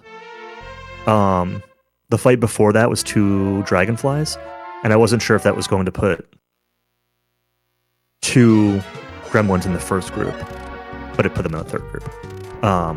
But you can end up with a bug where the formation doesn't resolve correctly, and you can end up with, like, a glitched group of gremlins that become, like, unattackable, and you can end up soft locking your game there. So it's very rarely an issue, but there are a couple of specific formation types to look out for. I don't remember all the details at this point. It's been a while since I looked into it, but there's a couple of specific orders of formations. Like, I think if you get, like, a group with 3 enemies, and then you get, like, 3 dragonflies that are all in one group, that can mess things up because, like, the middle group gets overwritten. I don't know. It's something like that. Doesn't really matter. We didn't see it, so.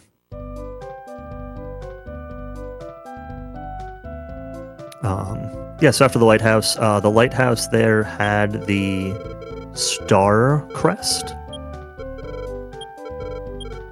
So another one of the 5 crests. And then It's a pretty convenient walk back over here to Moonpeta, where we were way earlier in the run.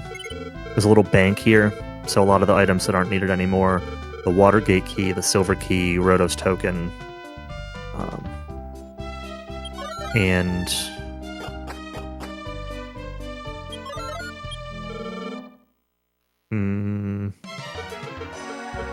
thought one more item. Drawing a blank. Oh, the Cloak of Wind. Can all just be deposited into the bank. And then come down here to the gold key, and there are 2 bevels. These bevels are guaranteed to sleep, but they have the Firebane ability. So if they both outspeed you and both use Firebane, you can actually have a hard time here. And these are guarding the 4th crest, which is the Water Crest. Don't forget the Water Seal. More than one person has killed the bevels and then walked away without picking that up. Okay, I was wondering about this. So, when Sansan entered the town here, they took the inn. Typically, as long as you have like 3 MP to cast Sleep, you're usually fine to just go into the bevel fight and then take the inn afterwards. But he had to take the inn. He took the inn when he got to town, and then it's sort of a decision point as to whether you want to walk back to the inn or not before coming here, because the next stop is the Undersea Cave, the happiest place on Earth. And I mentioned earlier that I hate this place. Like, resource management in this place is kind of a nightmare sometimes. And so if you have to take the inn when you first get to Moonpeta, and then you choose not to take it a second time, you can come into this down a little bit of MP.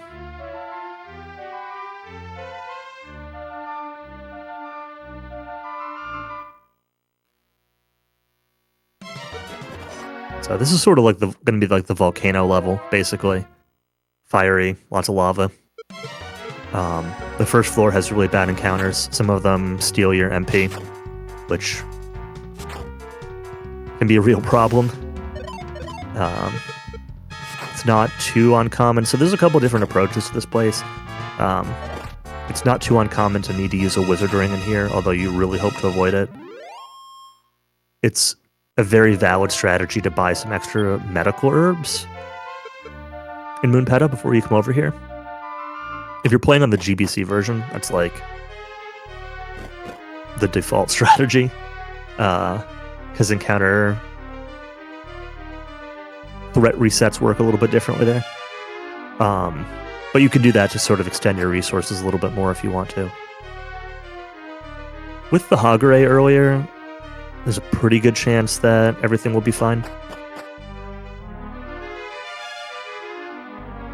This dungeon is a case where some people, situationally, depending on if you want the big hammer or if you got really low strength rolls on your seeds, some people like to trade the light sword from Sama over to Lore. But he's not doing that. It is interesting. Normally you go right back up those stairs to the floor you were just on, but you can instead walk around this way, which is a little faster, but I think you usually get a couple more encounters this way. I don't know. I occasionally see people taking this walking path, but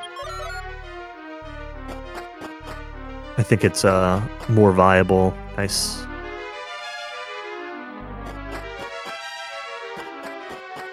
It's a little bit more viable with the extra resources from that Hagare.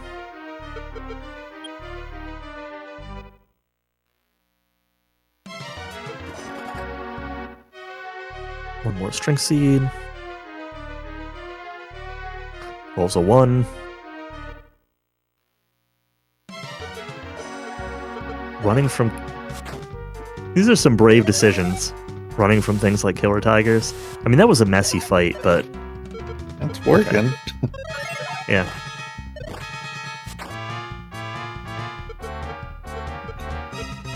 But the triple killer tiger fight is one of the scarier fights in here. They're very vulnerable to surround, which is good, and they should always die in 2 hits to Lord's attacks with the amount of attack power he has now.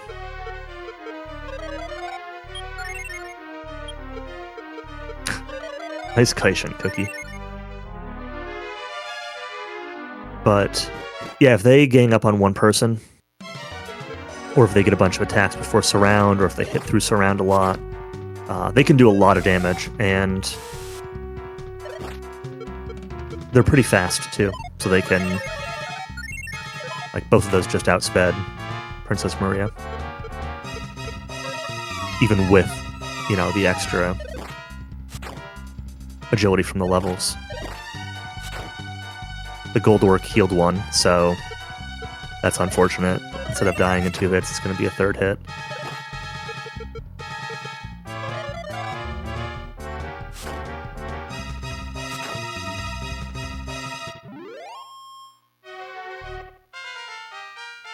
I realize that the timing of some of the commentary is going to be a little off because of the some of the technical struggles, but you're probably hearing me talk about the Killer Tigers and whatever the fight after it is.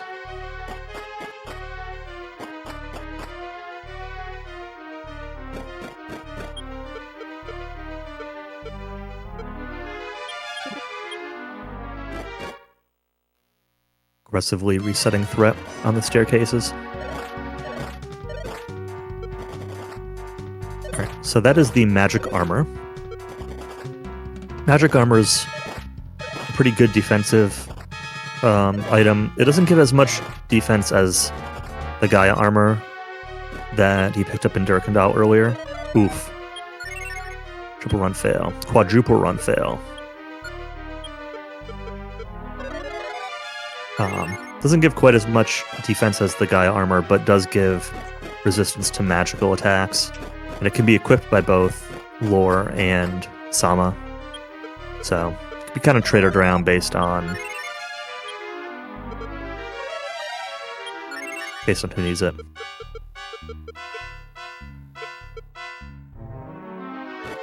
On to the final floor of this dungeon here.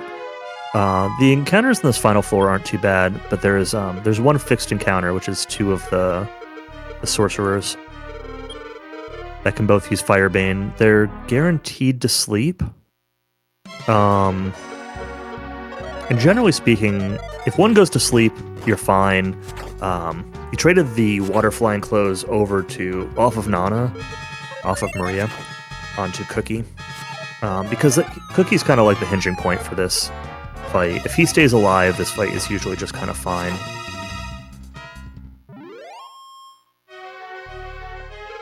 Yeah, everything was alright here. This Cookie can do pretty decent damage, and he can heal himself.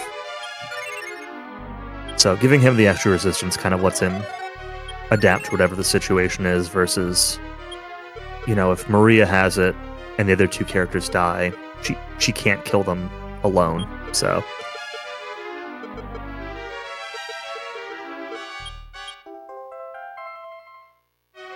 But Cookie's now going to take the magic armor, and Maria will take that water flying clothes back. And then we get the Eye of Malroth.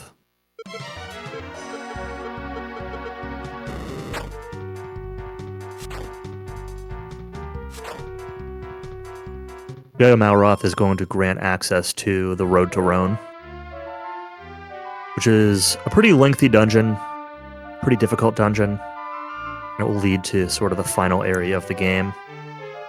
Now, there's plenty of time left in the run, obviously, so even though I'm saying it's leading to the final area, like, we're not close to being done or anything.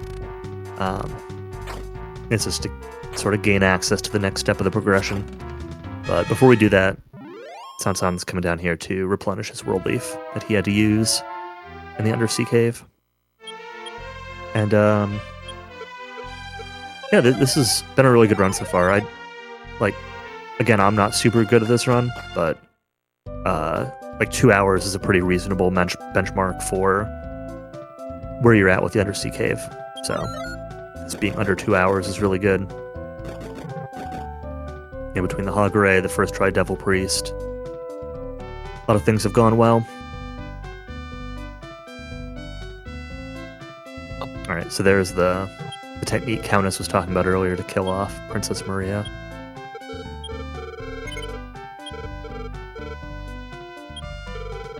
Very complicated technique.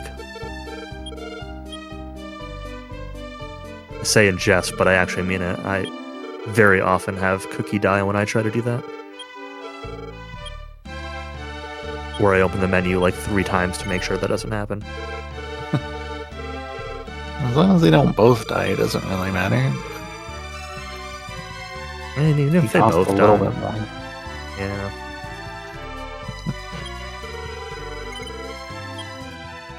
So, deposited the moon fragment, which is somewhat optional. This gives you an extra inventory space, and then deposited the couple thousand gold that he had. So you can only deposit gold in increments of 1,000. And Sansan's going to want to save up 21,500 gold to be able to buy a Shield of Strength for Cookie, which is both a good shield and also can be used in combat to effectively cast Heal More on yourself for free. Pretty typical, you only end up getting one of those shields, but if you get enough money from lucky drops from various enemies in the endgame and end up having to go back to town to like replenish world leaves or whatever, you can end up getting 2 or very rarely even 3 of them. Getting a second one is pretty good on Princess Maria for fighting random encounters. You kind of always want Lore to be attacking, so it doesn't give him a ton of benefit. But then on the final fight, it actually gives him some benefit to have it. A little bit of safety when doing your setup. But so yeah, one shield is typical, 2 shields happens sometimes.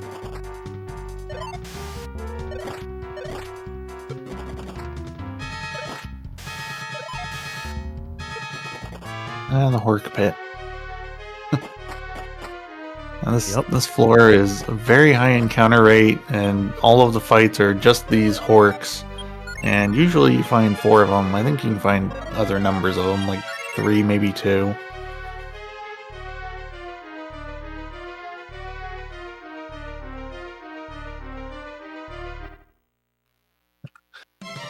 Yeah. So the road to Rone here is a big maze, and there's actually a lot of dead ends that take you backwards. So playing through this cave casually is kind of awful. It'll drain you of your resources pretty quick. You'll probably have to come in here multiple times and figure out your way through here. As speedrunners, we know the way through already. That helps a lot. But there's still a lot of really nasty encounters to deal with. The dungeon we were just in is pretty much the strongest dungeon until this one, but this is a notable step up from the Undersea Cave. And there's a lot of items we want to get out of here too, so it's not like we're running straight through. Let's see. That is the magic hat, which will cut MP costs for Maria. I think it lowers costs by a quarter of what they normally are.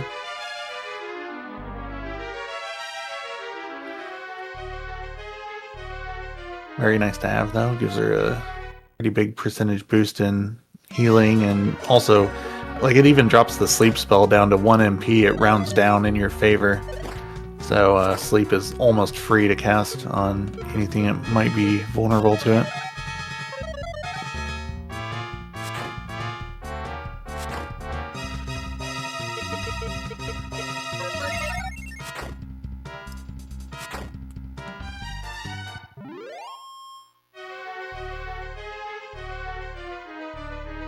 I'm not super familiar with all the individual monsters in here. It looks like we're clearing this fight, but it's taking a couple of turns.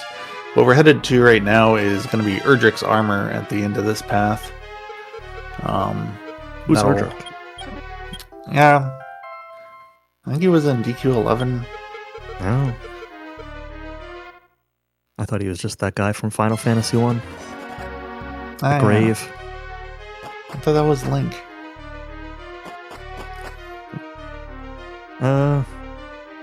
Later versions it is.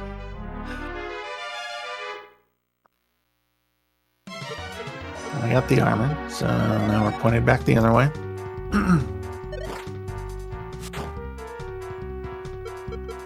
I've acquired another half a can of Monster. I don't know if it'll keep me awake or not, but Good luck. yeah. Gone through like a decent sized cup of coffee and most of a Monster, and now more Monster. I'm trying to just push through, but it is 5 in the morning already. Yeah. Hoping we get more Hagus. Would be nice.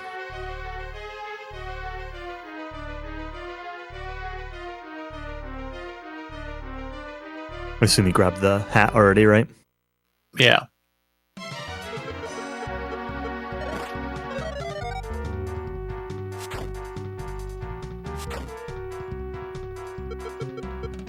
Now this encounter here with the Orc King, the Gargoyle, is like super common on this floor. You run into this fight all the time. Gargoyle's not very threatening at this point. He can try to stop spell you or whatever, but it usually misses. It's a good idea to kill him last because of his chance at dropping an Iron Helmet. There's a few valuable items that can drop in here. Iron Helmet. The Berserkers can drop a big hammer. The Dragons later. Didn't see him? Okay. Take that. Stays. It's still here. Hagu. There we go. All right. There's number 2. We're going to bed 7 minutes sooner. Yep.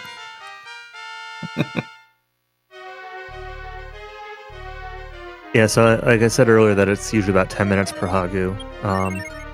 The second Hagu isn't worth, quite as much as the first one, but it's still probably, 8 to 10 minutes of time saved by getting that Hagu. So there's a sort of a few goals going on right now. Interesting. Skipping the gold chest. Okay. There's sort of a few goals going on right now. One is to get the Thunder Sword, which is sort of so you got the Hat of Happiness, you got Roto's armor, and then he's going to get the Thunder Sword, which are sort of the 3 main pieces of equipment that you want to get in this dungeon. Those will really power you up. You want to get some money to be able to buy that Shield of Strength. You want to make it through the cave, because at the far end is a shrine that will heal and revive everyone for free and will also act as a return point. So it provides kind of the final home base. There's also a teleporter from that shrine back to Baran. So it's like the final home base of the run. And you want to start getting XP. So the final part of this run is going to be a huge grind to get up to Sama level 25 for the revive spell. Sort of like the critical thing that's needed for the end of the run. And the way it usually works is you make it through this cave, you get to the shrine, and then you come back into this cave to grind up to Sama level 18. At Sama level 18, he learns the Firebane spell, which is an area of effect attack that hits all enemies for pretty good damage. So we're almost at that point already, and also we want the Life Crest, which is what he's going to get right now. The final of the 5th crest.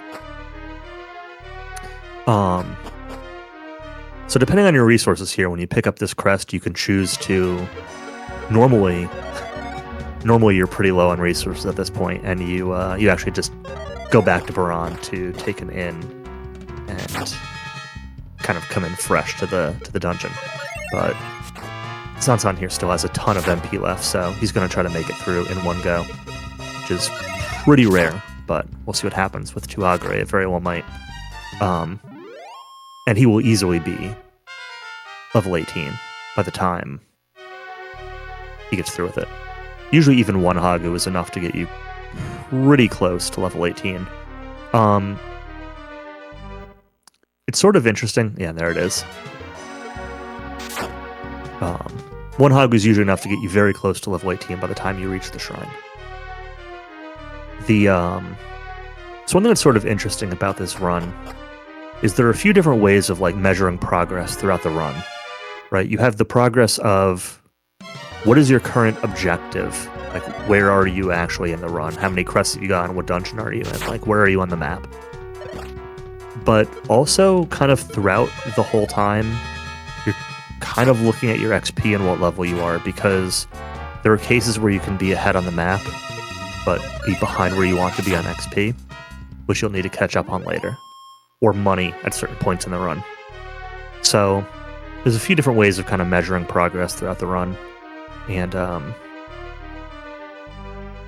this is sort of where it all kind of comes to a head and equalizes out, is at the end of this cave and getting to the shrine.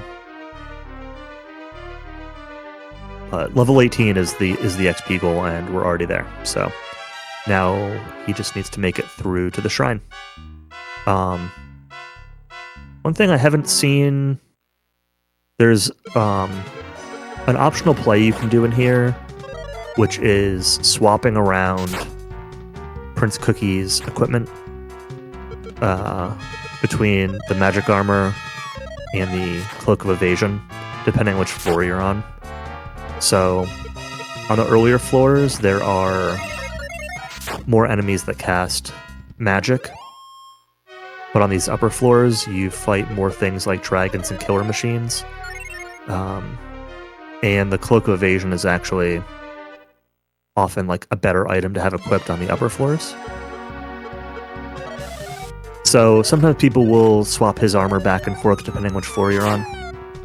With the extra experience, it's a little bit less of a problem. The one thing that I have a problem with personally is I have a really bad habit of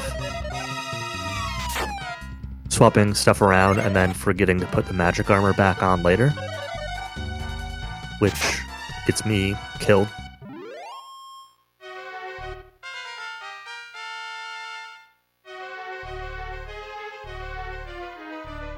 Mentioned earlier that this cave is really mazy and has a lot of like ways that it can send you backward. This floor in particular is basically the last floor, and if you take a wrong turn on any of these forks, it sends you backwards in the dungeon. And actually that like little L shape you see on the right side, if you step inside that, there's a hole that takes you backward quite a bit. Don't want to step there. Yeah, this is like a Lost Woods kind of floor. Yeah.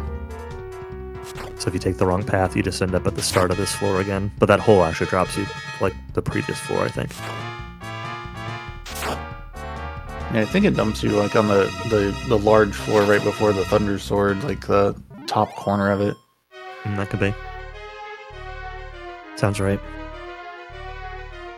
So these Magic Vampirists here have a low chance, but they have a chance of dropping a Hat of Happiness, the same one that he picked up in that chest earlier in this dungeon.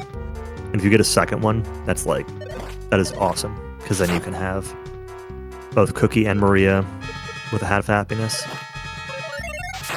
Reduce both their mana consumption.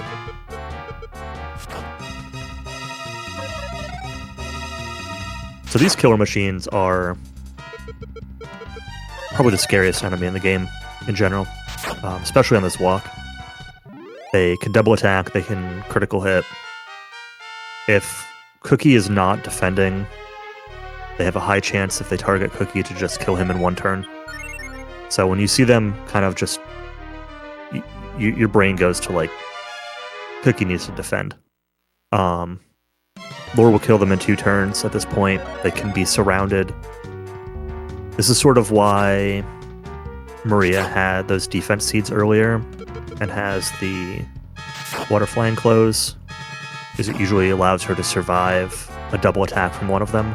But like that fight right there with those dragons are, I believe, an 85% chance to sleep. If one of those dragons hadn't gone to sleep, it could have attacked Maria or breathed fire, and she'd be dead, right? Because she got hit by the killer machine too. So the killer machines usually show up here in mixed formations, and that makes them even more scary because you can't protect everybody. At some point, you just have to play the highest percentile play, and you have to know what that is. It's very important to know what some of those best plays are on some of those.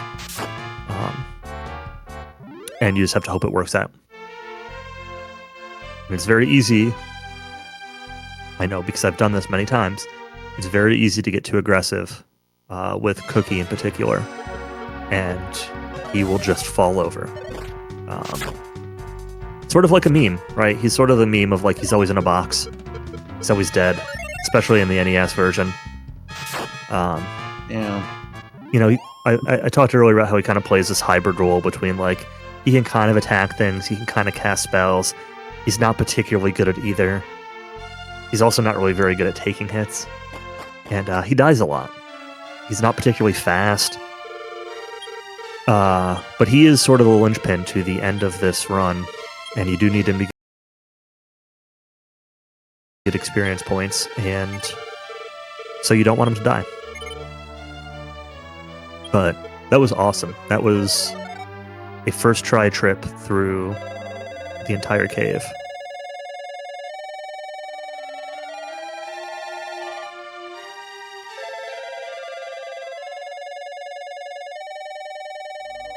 Got every item, made it to the shrine, no deaths, got a Hagure. Like, you cannot ask for that to go any better than that.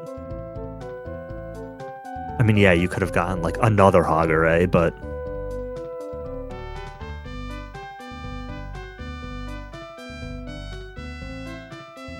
so going back to Baron, I think he's just going to deposit his gold. So this is typically where you would buy a Shield of Strength, but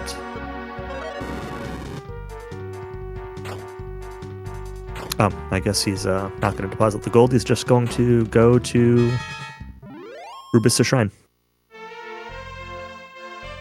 So,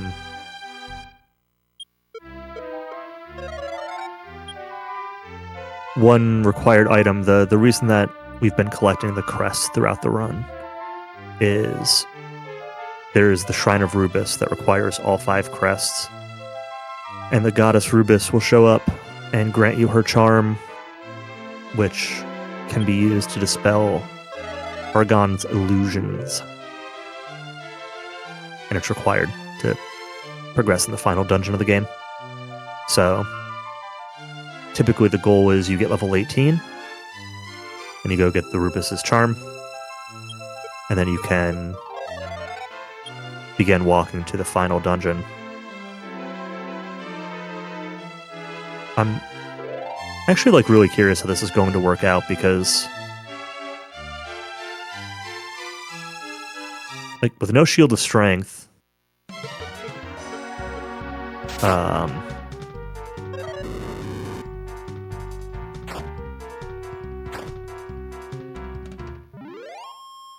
I don't know. You really can't go into the final boss without one. The final gauntlet without one, I don't think. So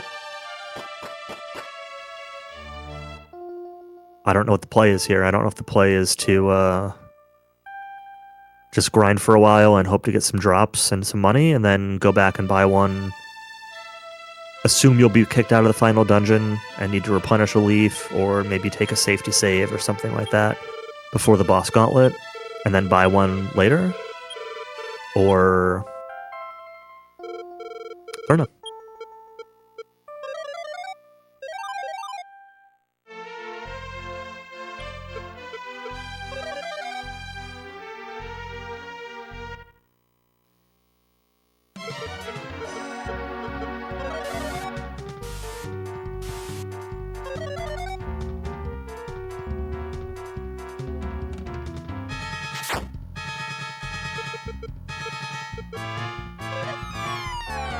but he's heading west towards Hargon's castle. So this area is the white ground area. It's pretty common to kind of just like die on this walk before getting to the castle. The castle is where you want to grind because the fights they're difficult, but they're somewhat reliable. The fights in this overworld section are very volatile. The blizzards can cast Defeat and instantly kill you. The archdemons can cast Exploit and do large damage to your entire party and have a lot of HP. The Gigantes, like teal greenish colored Cyclops guys, they can critically hit you and just in general hit really hard. Those gold baboons are not the most threatening, but they can poison you. They can do a lot of physical damage. They can double hit. And you don't stop for them, they can explode.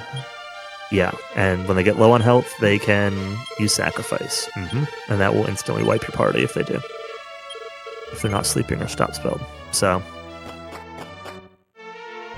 And there's a lot of mixed formations like that one that you just failed to run from, where like you're just not in a position to fight an Archdemon, a Blizzard, and a Gigantes at the same time.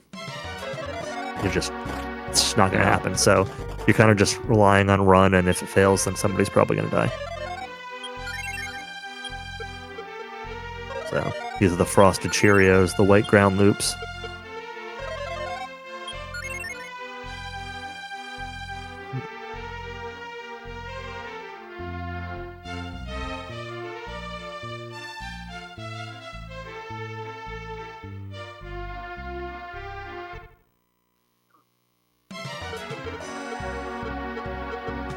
Yeah, the goal is to get to Hargon's castle, and then...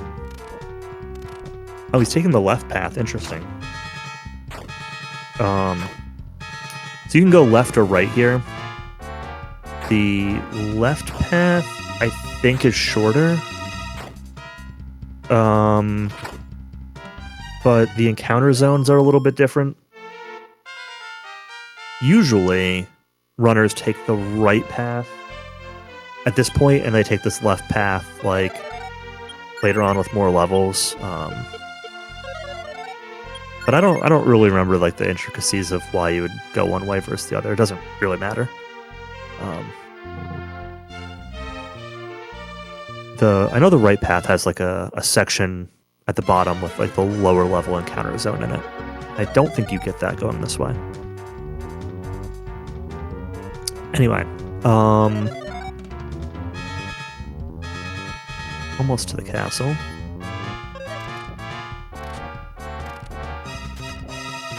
This formation of four blizzards is both like good and bad because, on one hand, every one of them could choose to use defeat.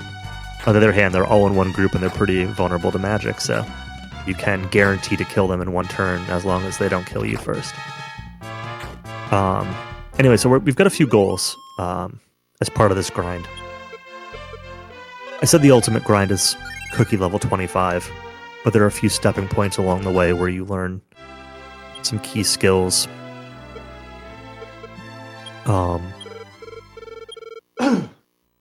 At level 20, you learn Cookie learns the increase spell, which increases the defense of your party.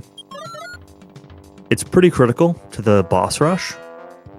It can get some use during the grind if you get formations of like dragons and killer machines and such. But it's a little bit niche during the grind. Oh. Interesting. He's coming over here for this demon armor, I think that is. To sell for money. That must be for... put towards a shield.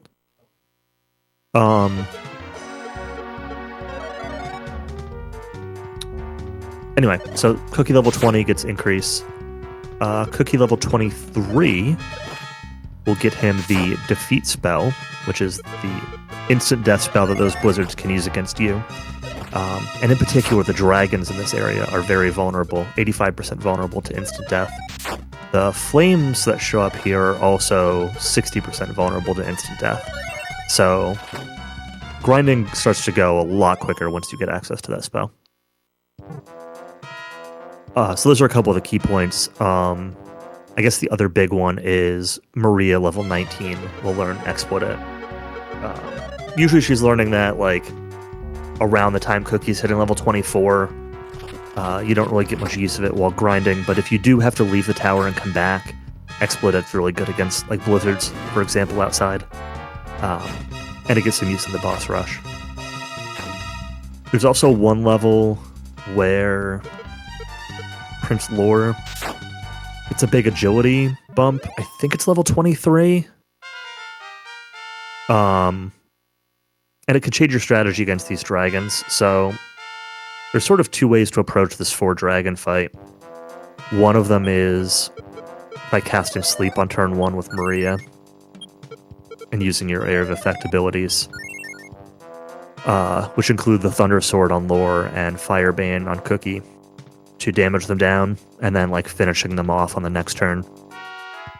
But once you get enough agility to somewhat reliably outspeed them with all 3 characters, you can do the Thunder Sword, Firebane, Boggy combo where all 3 characters use their AoE attacks, and you've got a pretty high chance of killing all the dragons before they get to do anything to you. And that level where Lore gets his big agility bump, which, like I said, I think it's 23, is sort of like the key point where your decision making on that fight changes. So we're gonna be in this tower for a while. Like, probably still have another 25 minutes of 30 minutes of grinding. More, maybe. I don't know. I'm fuzzy on how long each level takes here. So yeah, kind of strap in. This is sort of where the next the next big chunk of time is going to live.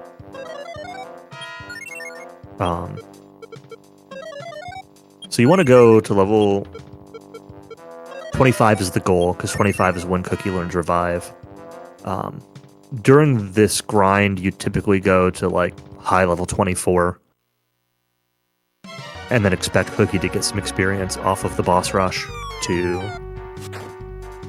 sort of finish up his way to level 25. It's very likely that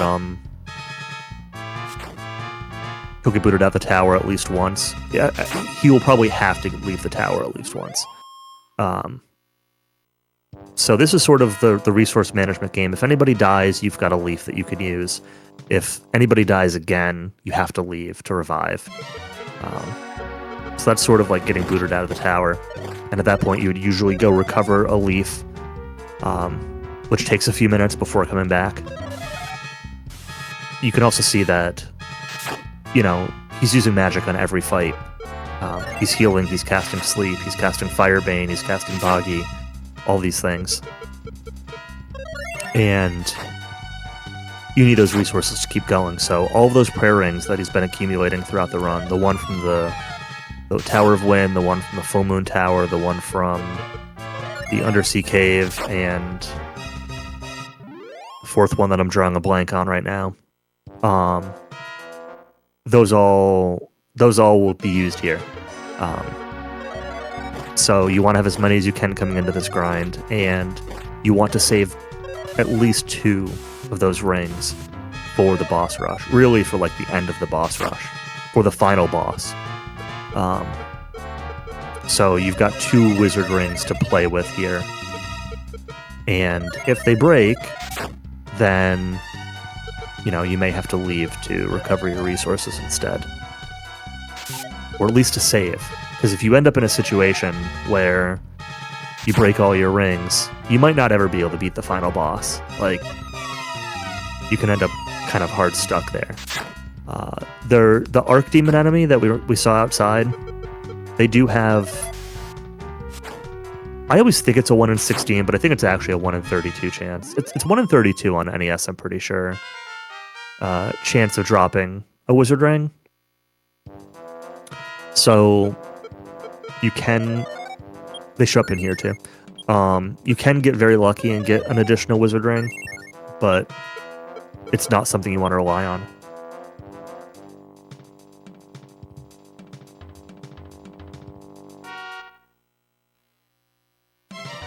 So Cookie level 20 gets the increased spell. Again, increase is not the most useful. It's not really useful for accelerating the grind, but there are a couple of fights where you might choose it as a like a safety play, especially with killer machines. A killer machine and a dragon.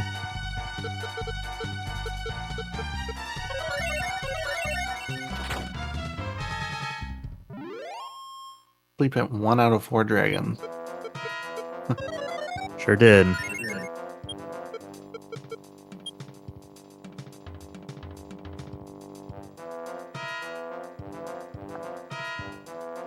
Yeah, 85. Supposed to be a tasty fight, but it looked a little dangerous for a minute. Yep. Yeah, 85% chance to for sleep to hit dragons. Wait. Maybe it's a 60% chance to hit dragons. 85% on the flames. I think it's actually 60% on dragons.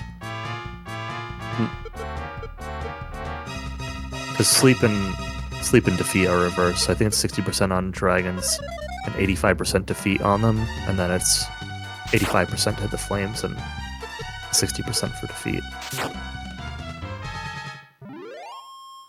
I don't know. I'm a little fuzzy on it. Tired. But I think that's right. Still, only hitting one is pretty bad luck. I'm actually going to double check that now because it's going to drive me nuts. You got time. Yeah, sure do.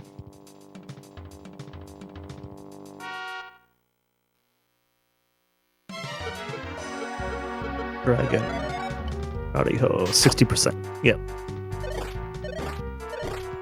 This is definitely a section of the run that's like, very intense for the person playing the game because all these fights are, you got to make decisions quickly, and every time you level up, your decisions might change a little bit because your stats go up, and like to the viewer, especially someone not familiar with the speedrun, it can just all kind of go over your head.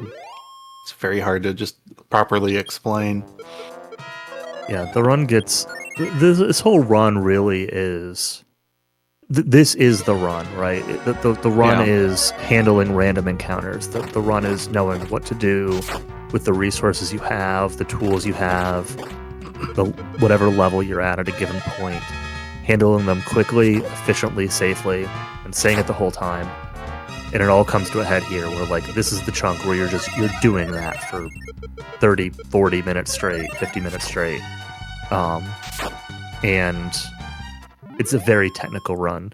And the first couple hours, like the first 2.5 hours of the run, you're visibly making progress throughout the world, right? You're getting the boat, you're getting the crest, you're going to these different dungeons, you're buying equipment. And there's a lot to talk about and explain in, like, sort of normal RPG progression. But there's only 3 floors of the final dungeon left, right? Like, there's 1 floor of encounters, there's 3 mini bosses, and there's the final boss. That's all that's left of this game, but just not strong enough to do it yet. So we sit here and fight stuff until we are. Now, a common question is like, oh, well, why don't you just try to get Hagure instead, right? For the 10,000 XP. But realistically, like, the fights here are giving 1,000 to 2,000 XP per kill, and that's just guaranteed, assuming you kill them. Compared to, fishing for a rare Hagure spawn who's likely to run away. Like, it's just not worth going for it at this point because of how quickly we can reliably get XP here. Yeah, that's right. I think on NES, if you turn off the console, the mini bosses respawn. Yeah, the NES version, like, basically because the Famicom version had a password system that kind of carried over to NES, the fact that they tried to reduce the number of flags that they were saving in that password, and then on the NES version in the SRAM. So if you save and reset the game, like, it actually will respawn like most of the chests in the game as well. The bosses and the mini bosses and the final rush come back. Like I was mentioning all earlier, all throughout the game, like the clown Yeah. that you farm the Thunderstaffs on and everything. Yeah, that too. But yeah, like I was mentioning earlier, you're able to throw away a lot of key items like the silver key. And if you do that, you can just save, reset the game, and then the silver key will be back in the cave. Or with like the Thunderstaff, the evil clown, if you're holding a Thunderstaff, he won't be there. But if you sell it for 20,000 gold and save and reset, he'll be back there and you can get another Thunderstaff off him. So it just kind of like uses your inventory as those flags kind of to keep track of what you've done. Like, oh, if you have a Thunderstaff, you must have killed the evil clown then. Yep. Exactly. And again, I think a lot of the reason for that is because Famicom version had like a 42 character password or whatever it is in hiragana, so it's 40 characters like times 40 unique characters as well. And store quite a bit of data, but they still wanted to cut it down so that you didn't have to, wake up tomorrow and can I read my handwriting, Metroid was bad enough. Yeah, for sure. And there's also quirks to it with the password system with like who's dead versus alive and how much gold you have and things like that. Yeah. Like if I remember right, I think it like revives characters when you load in, but it takes the gold as if you paid to revive them. Yeah. Yeah, that confused me when I figured that out. Yeah. It's like, I know I had this much gold when I saved the game. Where did it go? Does it charge me to revive Moon or whatever? Yeah, so Cowie's done a couple of weird runs of this game, particularly on the MSX version, which it's the Famicom version, but it's played on the MSX, and it's not good. It's pretty slow. The MSX doesn't natively have acceleration for scrolling the screen in both vertical and horizontal directions. So it like redraws the whole screen when you move. It's pretty bad. The water in particular is just really hard to look at. That was the comment Callie made earlier about how when he looks at the water, it looks like it doesn't move. It jumps 8 pixels at a time. Yeah. And on the Famicom and the MSX version, there's a very famous password, Morimoto password, that starts the game off with Prince Laurasia at like level 42 or something like that. But everybody else is level 1. You kind of just use them as backpacks. And there's a lot of things you can do with like RNG manipulation in that run to like kind of lock what RNG seed you're on to avoid encounters and those sorts of things. So Countess has done a couple of runs using that password and using those various techniques to it's just kind of like a fun thing. It's a good way to kind of show off the game in a quicker, more reliable way than having to play through the whole game, especially on those versions. Sometimes you want to play DQ2, but you don't really want to play 5 to 6 hours of DQ2, Yeah.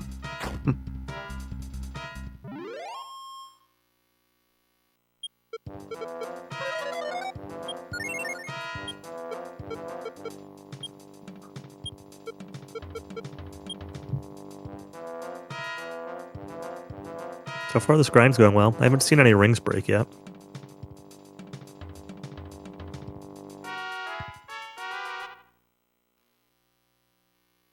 Still holding up. He's still got 4. Yep. Yeah, this is another place where I talked about this earlier, but it's really noticeable in this grind. This is actually a decent fight to use increase on. Gold baboons can kind of hurt. It's fine not to. It's just like it's a case where you can. But what I talked about earlier about like how healing in combat is a lot faster than healing outside of combat. It's kind of a key thing all through this grind. If you can keep your HP high in combat and not need to cast much healing outside of combat, that speeds things up quite a bit. Same with prayer ring usage. If you can end up in a situation where you need to use prayer rings, if you can do that in combat rather than outside of combat, it saves a fair bit of time. Of course, that means you have to be able to like see the messages quickly as they're flashing by to know whether your ring broke or not, but it's not that hard to identify. It's an extra text box, so it's pretty easy to see.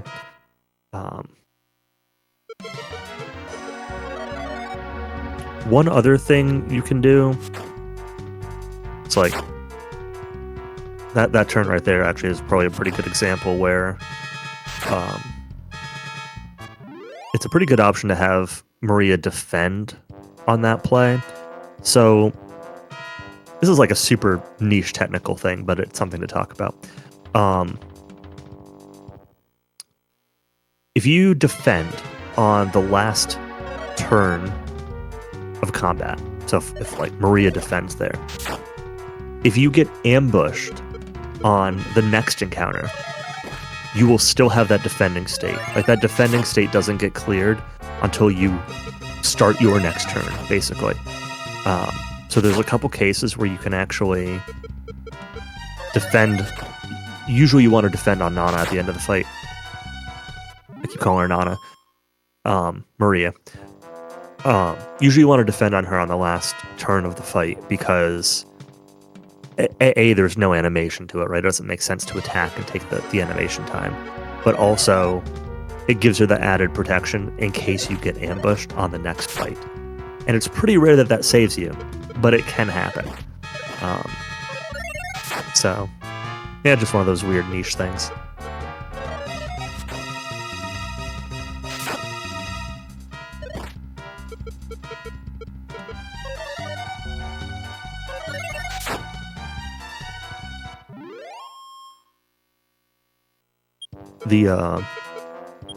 These dragons are a good example of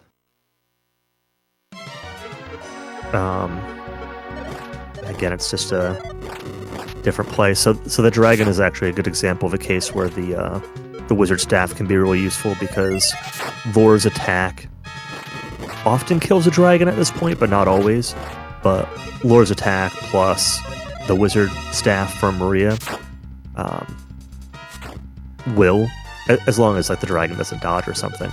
So he chose to put that dragon on that last fight to sleep, but it also would have been a valid play to have Maria use the...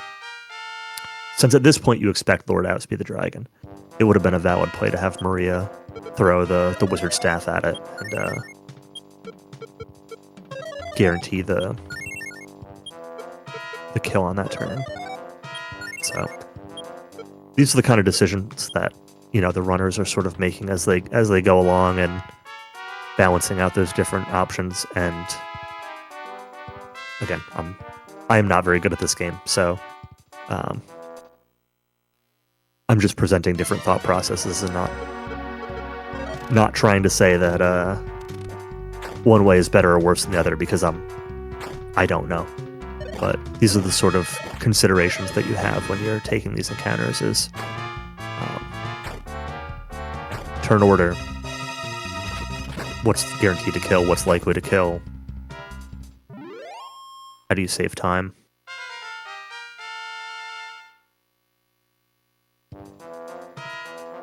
Dragons decided to go a little bit more quickly, unfortunately, so more healing. This is Cookie 22. Nice.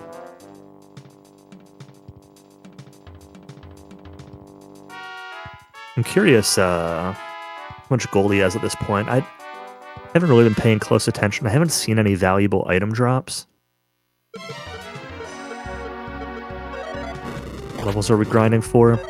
So the goal is to get Prince Sama, Cookie, level 25 before the third mini boss. So there are 3 mini boss fights, and then the final battle, which is 2 bosses in a row. Cookie needs to be level 25 before the 3rd mini boss. Before 24 and change on the second character is the short answer. Yeah. But he might choose to go all the way to 25. He might choose to... Yeah, there's a couple different XP thresholds you can use.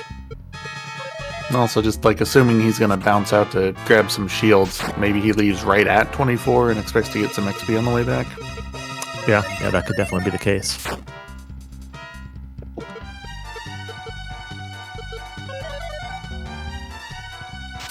I would guess not for a marathon, only because it might depend on the number of prayer rings available. Yeah. Because like if you end up doing that and then you break your prayer rings and then you have to reload your save, you'd have to regrind some of that XP. Yeah, that's true. But, I don't know, a couple different options. But yeah, Laura's level doesn't really matter, and Maria's level doesn't really matter. Maria will get to like 19 or 20. And Laura will end up at like 26, 27.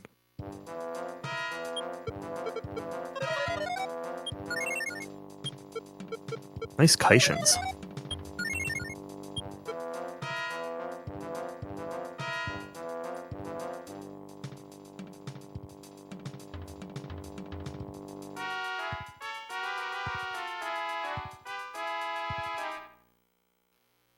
Yeah, the next big threshold really. So Maria will learn Exploit at 19, which is, it's nice, but it doesn't really help you much with this grind. But Cookie level 23 will learn Zaraki, the defeat spell, and that will make the rest of the grind go a lot faster. So that's sort of the next break point.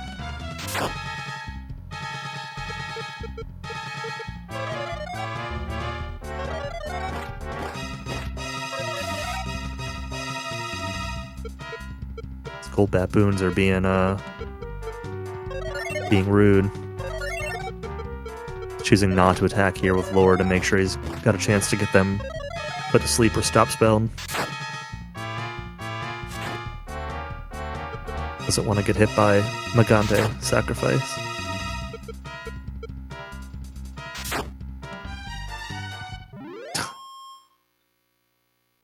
All right.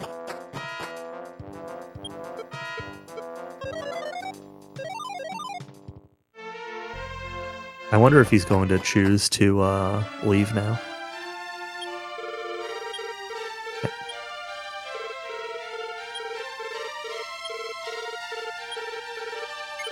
The fact that he wasn't healing or using prayer rings during those final couple turns.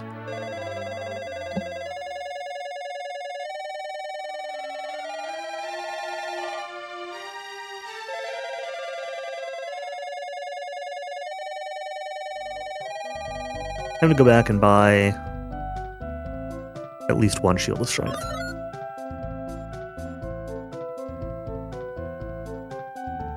Probably just one. I don't know. Been a lot of fights.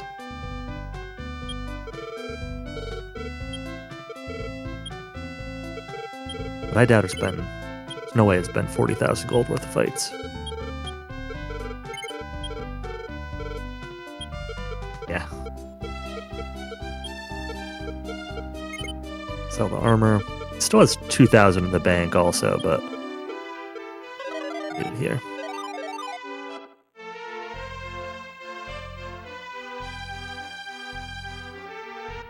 Throw away the old leather shield.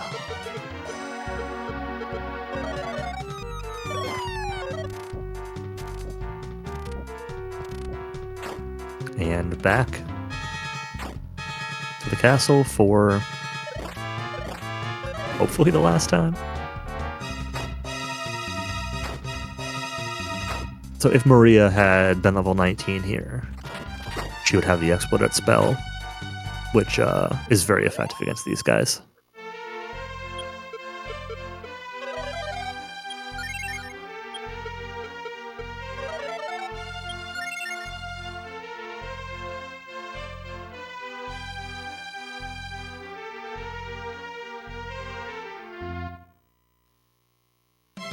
Makes the walk back to the castle slightly bit nicer to have.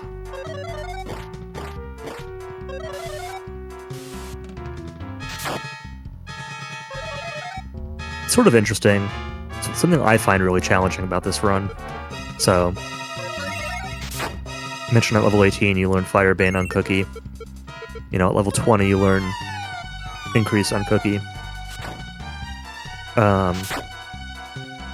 You're learning spells like Heal All and Explodet on Maria. But knowing like when is the right time to actually use those spells can be kind of a challenge. Like there's some obvious ones like the 4-dragon fight, like okay, you're gonna always use Firebane on that fight or whatever.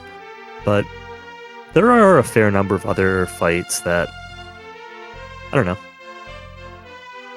It can be hard to know exactly when to use it.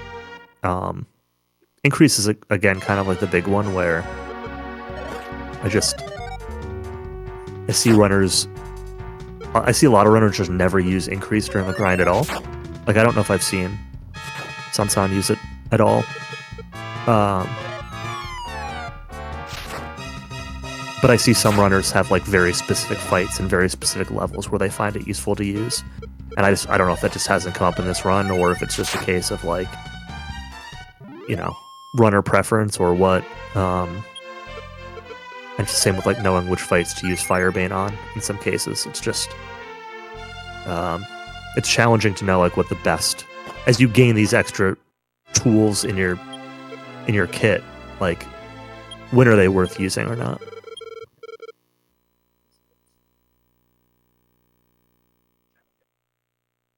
It's easy to kind of get in the rhythm of like, this is how I've been fighting things the whole game, and not necessarily easily able to incorporate the additional stuff. Sorry, I'm getting tired and losing my train of thought sometimes, so.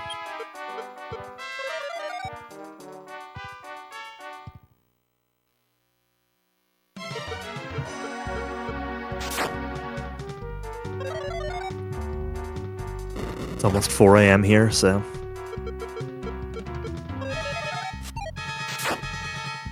almost 6 a.m. for Cowie, if he's still awake. Yeah. A little bit. A little bit? You're usually up this late anyway, though. The dog is wondering why I'm not back in bed. Yeah.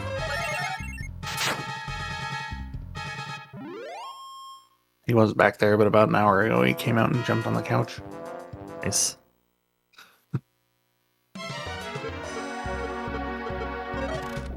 Probably about time for him to wake up.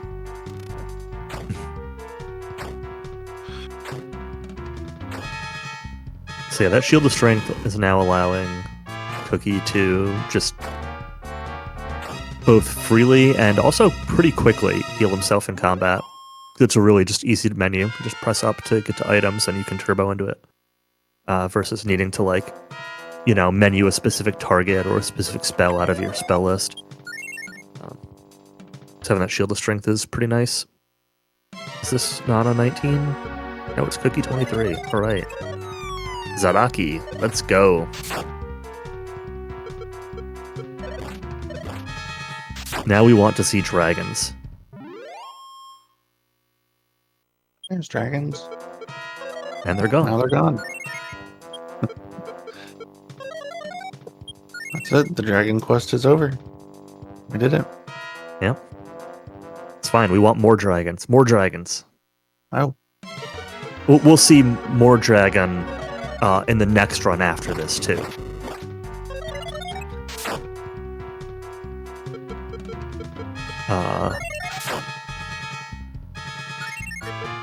So Yeah, so the defeat spell, 85% effective against dragons, 60% effective against flames. Not usable against anything else in here. You can also see on the one or two fights before this one, the killer machine, starting to kind of hit the threshold, especially when lore hits 25. Right, there's Maria 19, there's Unison. Especially when lore hits 25, kind of hitting the threshold of lore potentially being able to one-shot a killer machine if Maria uses the defense spell, Rukanon, on the killer machine. So, like, that killer machine dragon fight was a case where, like, it could have just ended in one turn. It didn't. It is still a damage range, but that strategy will start to come into play also. The defense spell is pretty useful. It's pretty inexpensive from an MP perspective, and both 85% missed in the flames. Great. It's useful against the gold baboons. That's potentially saving a turn. It's useful against the archdemons. It's useful against the killer machines, and it will be oof. Oh. Will also be very useful against the final boss. It was really bad luck. That was like 285% sleep misses, and I don't know, was that 4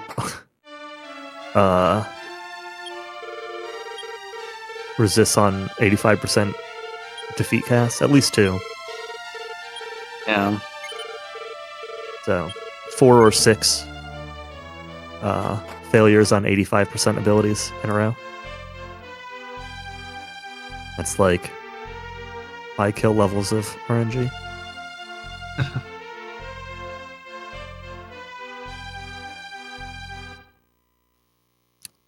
Sort of an interesting choice here. Choosing to... I think it's a good choice in this case. Choosing to leave and use the shrine to revive rather than using the world leaf. It's not really that scary to go into the final boss rush without a world leaf, but it's a little scary. And being able to save now, like, it saves your progress, it saves your rings, it saves it saves you against anything weird that might still happen.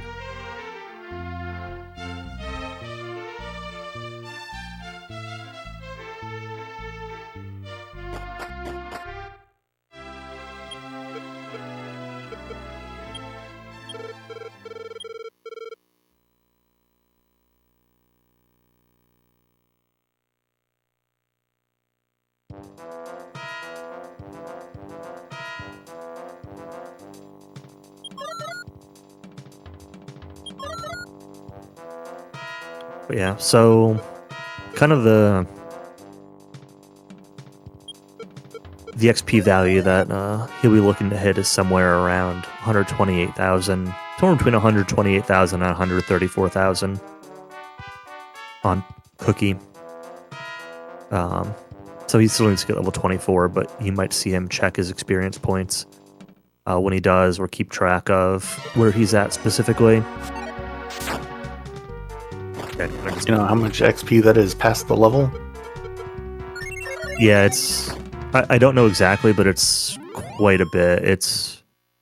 I want to say 24 is at like somewhere in the 115 range. Okay. You want to get like 10 to 12,000, I think, past the level. And then if you want to hedge your bets on like, what if he dies to one of the mini bosses, you might even want a couple thousand more than that.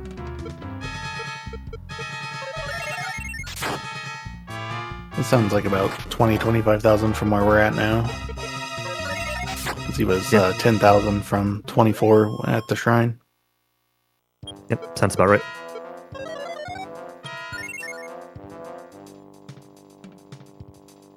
Yeah, I don't have like an XP chart or anything, so I don't know exactly the numbers, but it's in the ballpark.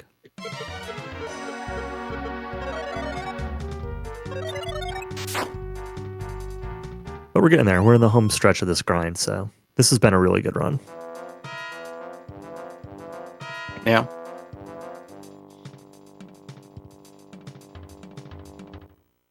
Yeah, if the bosses all cooperate, this will be what, like a 3:30-ish? Yeah, it could very well be. Like very unlikely to be over 4 hours at this point. Yeah, the final boss of this game is like pretty reliable.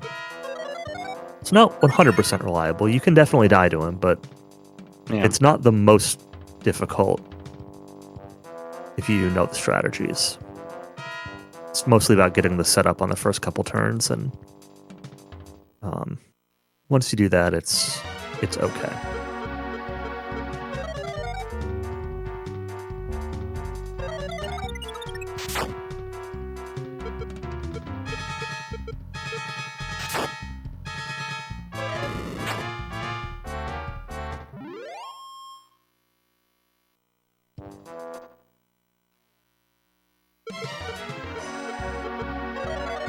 Interesting.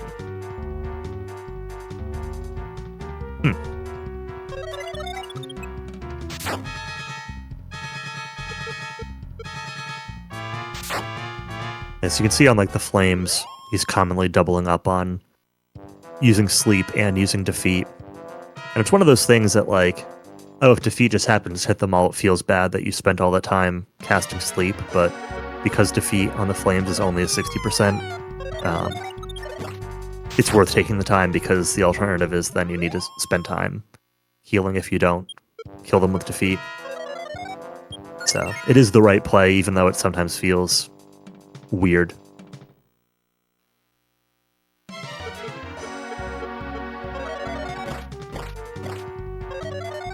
We'll be getting pretty close to 24 by now. 1, maybe 2 more fights.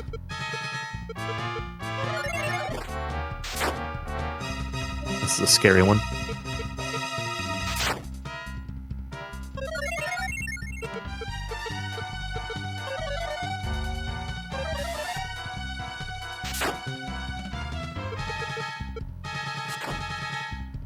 Nice Kaishin. Sleep, no problem. Attack.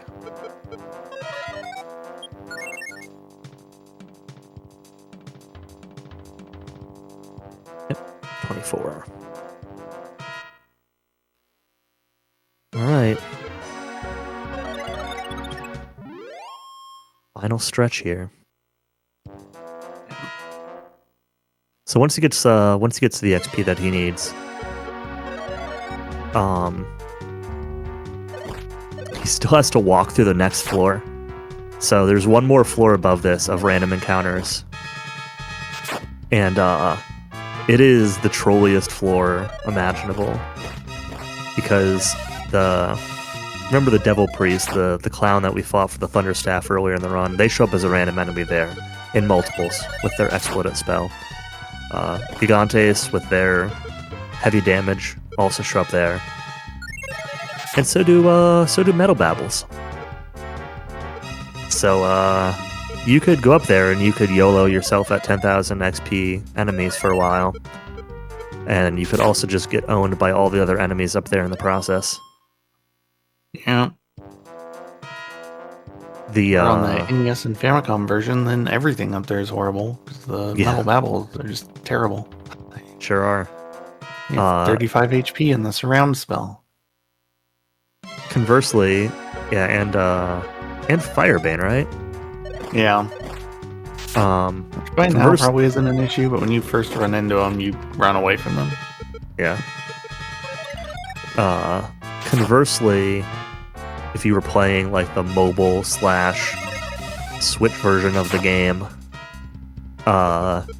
where you can quick save anywhere, you actually grind up there, because you can just, if you die, you just reset and reload your quick save, and you just grind on them until you kill them. Never punished.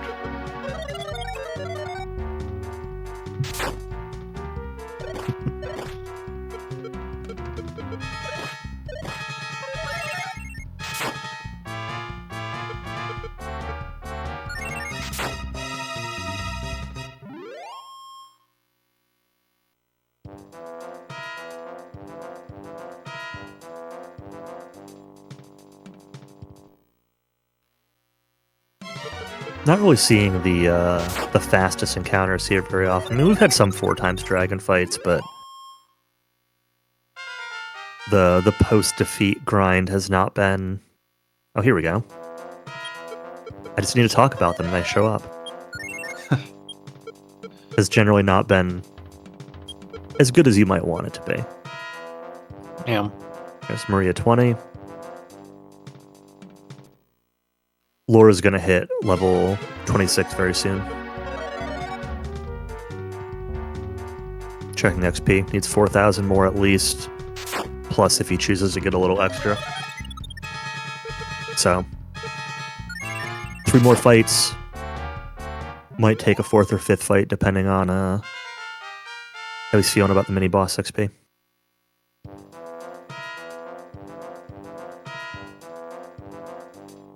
Using those prayer rings in battle. Starting to set up. There's Lord 26. Like I said.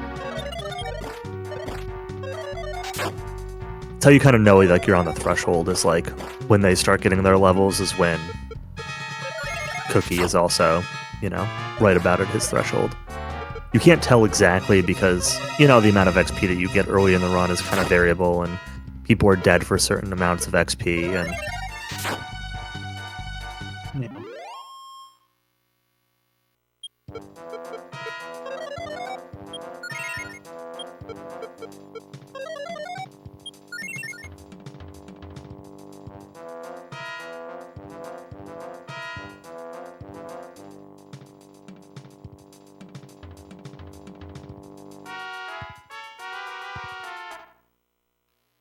See, one more fight.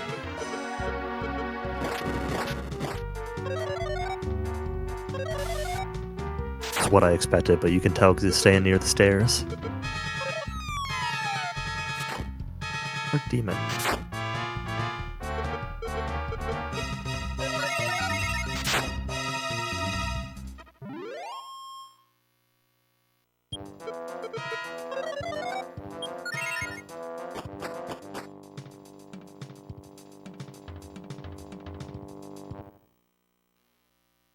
Alright. I don't think he's broken any rings yet.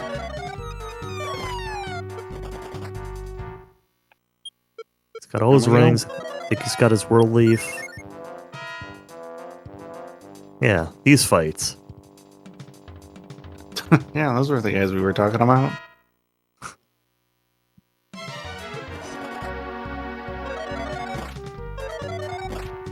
It's fine. Once we pass this 4, there are no more random encounters. Unless we get booted out and have to come back, but...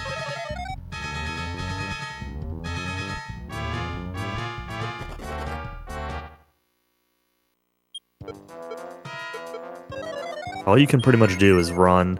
If you get just like a clown, 1 clown or 2 clowns, you can choose to try to like stop spell them or put them to sleep or whatever. I don't know if you put them to sleep. You can choose to like stop spell them, surround them, whatever, fight them. But sometimes that's safer than trying to run. All right, so now that we're on this floor, he's putting the magic armor onto Lore. He's putting the Hat of Happiness onto Cookie. He's putting the Clothes of Hiding onto Maria, and he's putting the water flying clothes onto Cookie. So Cookie now has the magic cost reduction, and he has the extra defense from the water flying clothes. Laura's not equipping the magic armor yet. That's only going to be for the Haragon fight. That is unfortunate. So I jinxed it. I just posted in Runner Chat that we'd be ending in 15 minutes if the bosses cooperate. They didn't cooperate. Dying to Atlas in this version is actually pretty rare. But Cookie dying on turn 1 will do it. I was going to say that that's where, you know, the XP buffer for what happens on the mini-bosses kind of comes into play. Is, was he going to revive Cookie for the XP? I assume he would have, but... Oh, we get to walk back there and do it again.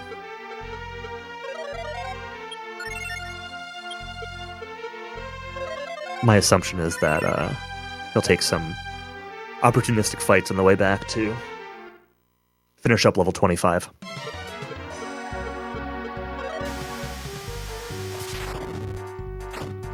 Because getting revive, you need it for the final boss, but like if you have it while walking back, then if Maria dies somehow or whatever, you can just revive her. Here's what I was talking about. Exploit on the blizzards. Not guaranteed to kill, but pretty likely.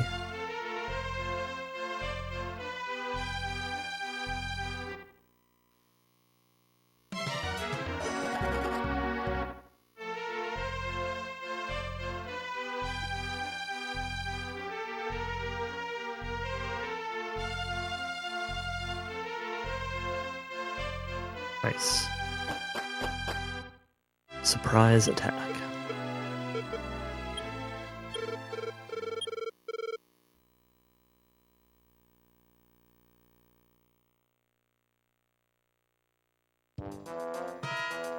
I think I only even saw him get booted back to the shrine on the white ground like once. Yeah, the overworld's been very nice to him. Rone overworld.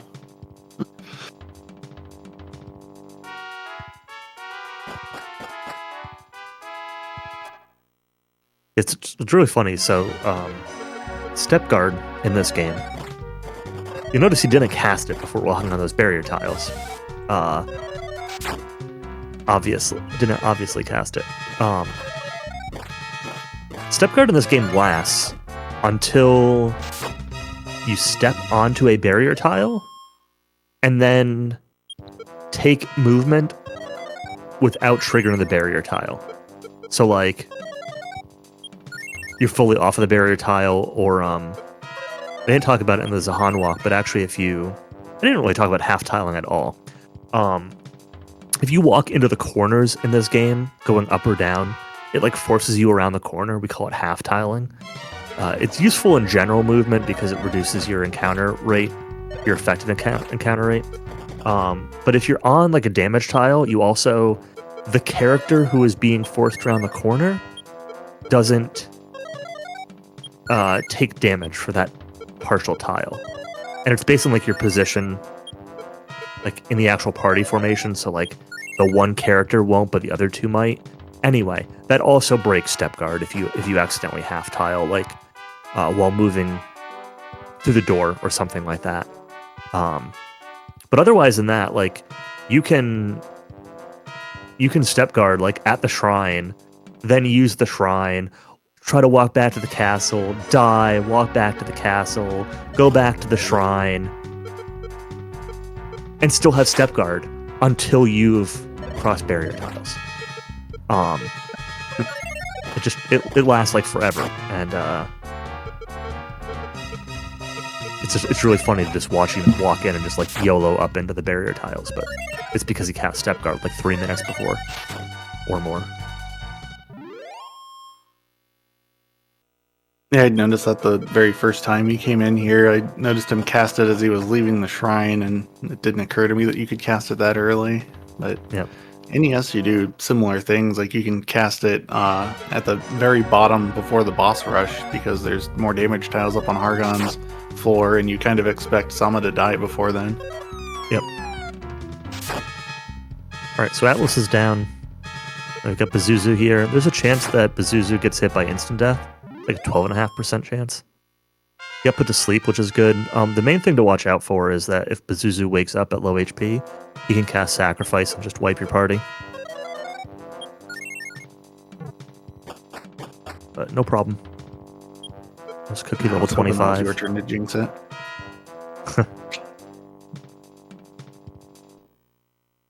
Cannot revive. Yep. Alright, the third mini-boss here, Belial, is a big troll. So he's got Exploit, he can do some other stuff.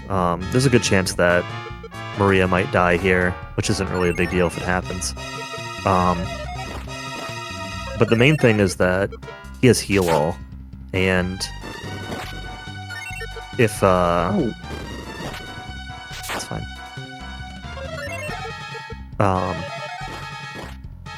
So you need to do. He's also got like pretty decent magic resistance. Like I think he's only 60% to hit with magic. So you need to hit him like 6 times to kill him. Well, maybe less if you crit. Okay, that was nice. so, but- whatever, he's gone. Yeah, but after like the 3rd or 4th hit, it gives him like a couple turns where he has the possibility of casting heal all, and you can just kind of like just get stuck in a loop of him casting heal all over and over. Maria dying there isn't really a problem. Like, some people choose to try to revive her. It can be useful to like get extra exploits off, but she can also just stay dead. Who's this? I don't know. This is weird, like bat dude. Whoa, 1 HP. That's all you All right. need, really. So yeah, this is Hargon. This is the guy who was leading the armies that were attacking like Moonbrook earlier and everything.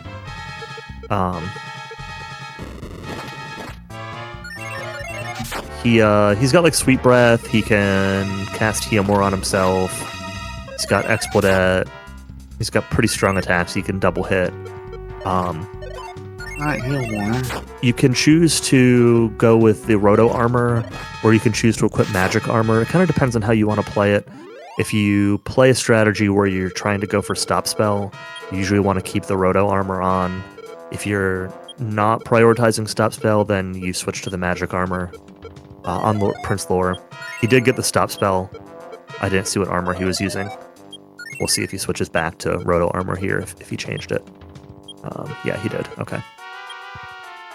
But once you get your 2 increases up, you can usually deal with most stuff he does, especially with Cookie having revive.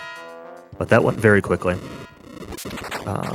So now prayering back up to full MP, especially on Cookie, but also on Maria. Yeah. Still got all 4 Still rings, man. all of his rings. And now we're on to Shido, the final boss. So Shido's got 2,500 HP, 2,250. Double check this real quick. 1,750, a little less than I thought.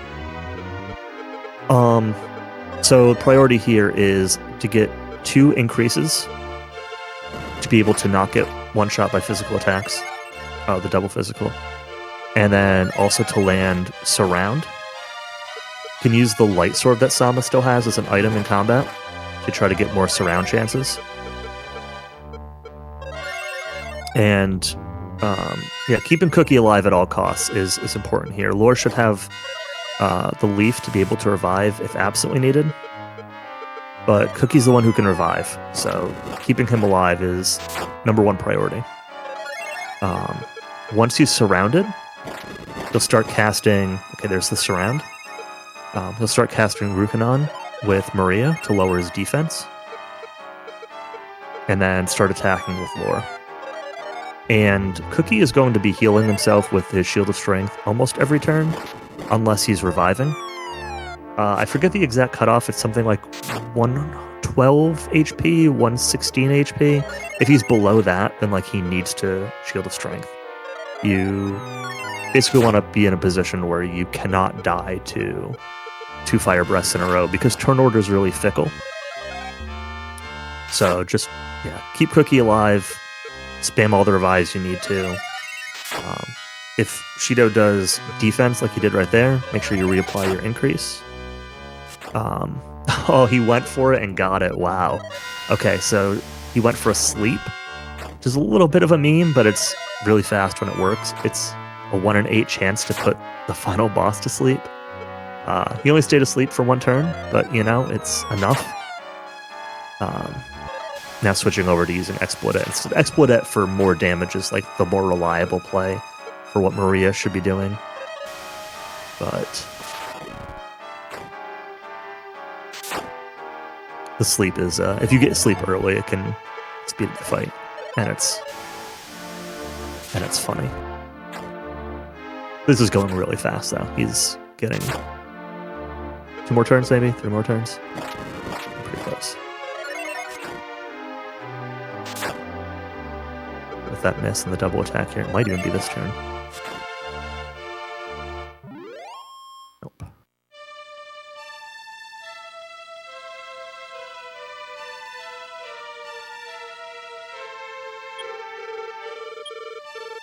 Okay. Yeah, it was 3 more turns. Yep. Final boss down. That went very smoothly. The took a while to get the surround to hit, but yeah, once your setup is done on that fight, it gets pretty reliable. So it's still going to be a few minutes before the end of the run. So we still this run is done JRTA, so it's power on to the end of the credits. So he needs to walk back to Laurasia and then go through the credits.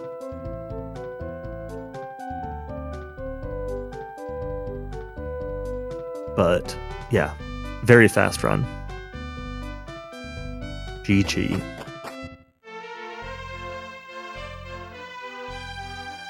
It's so the one last trip on the ocean to get back to Laurasia. Yeah, exactly. Japanese real-time attack. A lot of Japanese runs time that way, power on until the end of the credits. But yeah, so it's really easy to get lost on the way back to Laurasia here.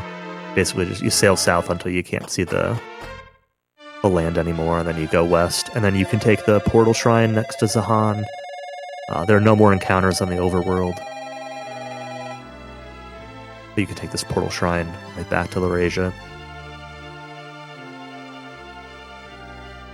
Yeah, this portal is just strangely convenient, considering I always felt like it was just this kind of a joke just to show you, look, there's teleporters in the game. Like right at the beginning, like you can step on that teleporter and see that island, but you can't actually get there.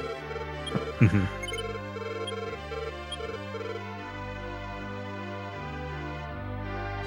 Step forth. Yeah, so that was an awesome. That was a really good run. That was let's see. We had, well, besides the technical issues at the start, no real major issues early on. I don't think anybody died walking to Moonpeta. No issues in the Spring of Bravery. No issues at level 1 with Moonbrook. Tower of Wind went well. Like, money was really good throughout all the early game. Like, affording the early equipment was all fine. I didn't see the exact boat time, but it was probably like a 45-minute boat. Maybe even faster, honestly. First try Devil Priest. Hagure in the Full Moon Tower. Incredible. Yeah. Another Hagure in the Road to Rone. One trip Cave to Rone. I just did the whole thing easily in one trip.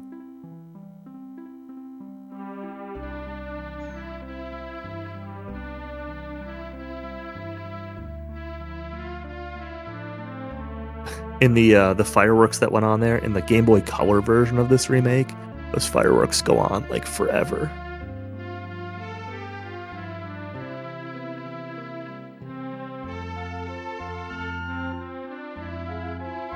Yeah, these credit music is great. There's a song that goes with this. That's pretty frequently sung by Japanese runners, but My Road, My Journey. No singing today, but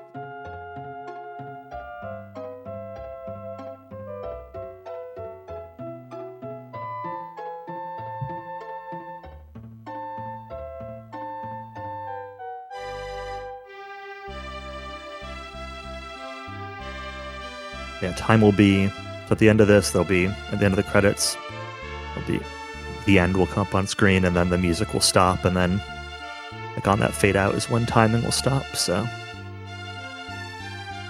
Just a couple more minutes.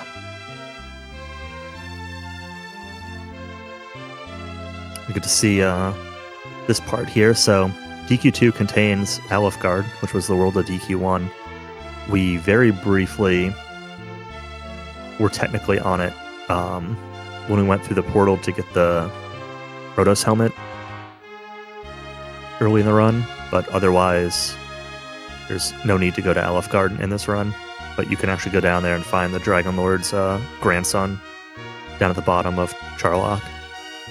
He'll give you Roto's sword, but Roto's sword isn't quite as strong as it used to be. Not really worth getting, so. Technically, it's exactly as strong as it used to be, but 40 attack power doesn't mean a whole lot in DQ2. Oh yeah, that's fair.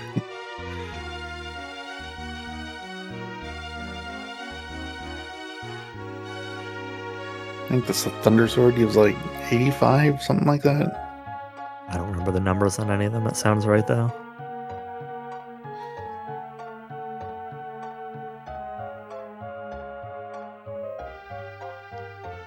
But it's just, it's funny to watch the credits and see you going through places that you didn't actually go to. Yeah.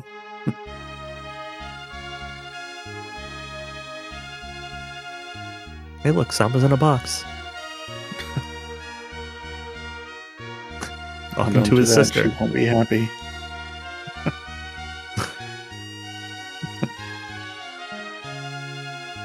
Now he's fine again.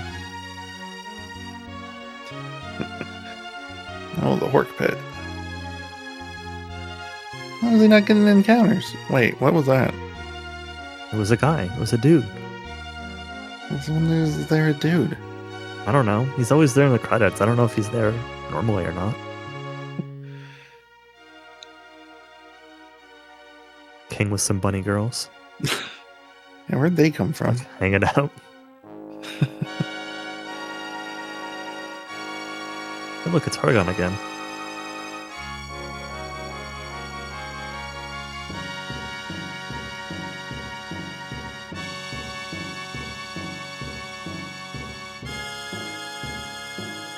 Congratulations.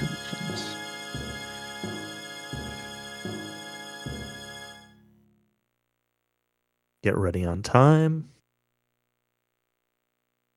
Just a second.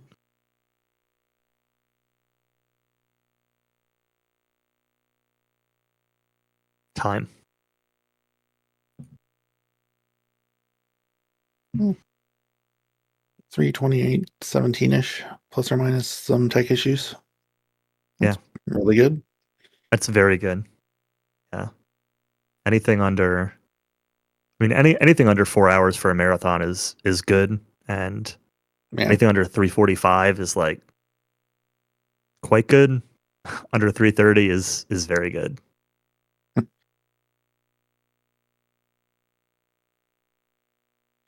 So, yeah, thank you all for watching. Make sure you tune in for the next run, which is going to be Dragon Quest XI, to finish off the extended Roto Relay.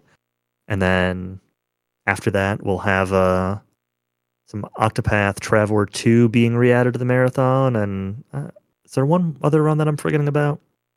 I don't know. There's a schedule to close it out. Ah, yeah, there we go.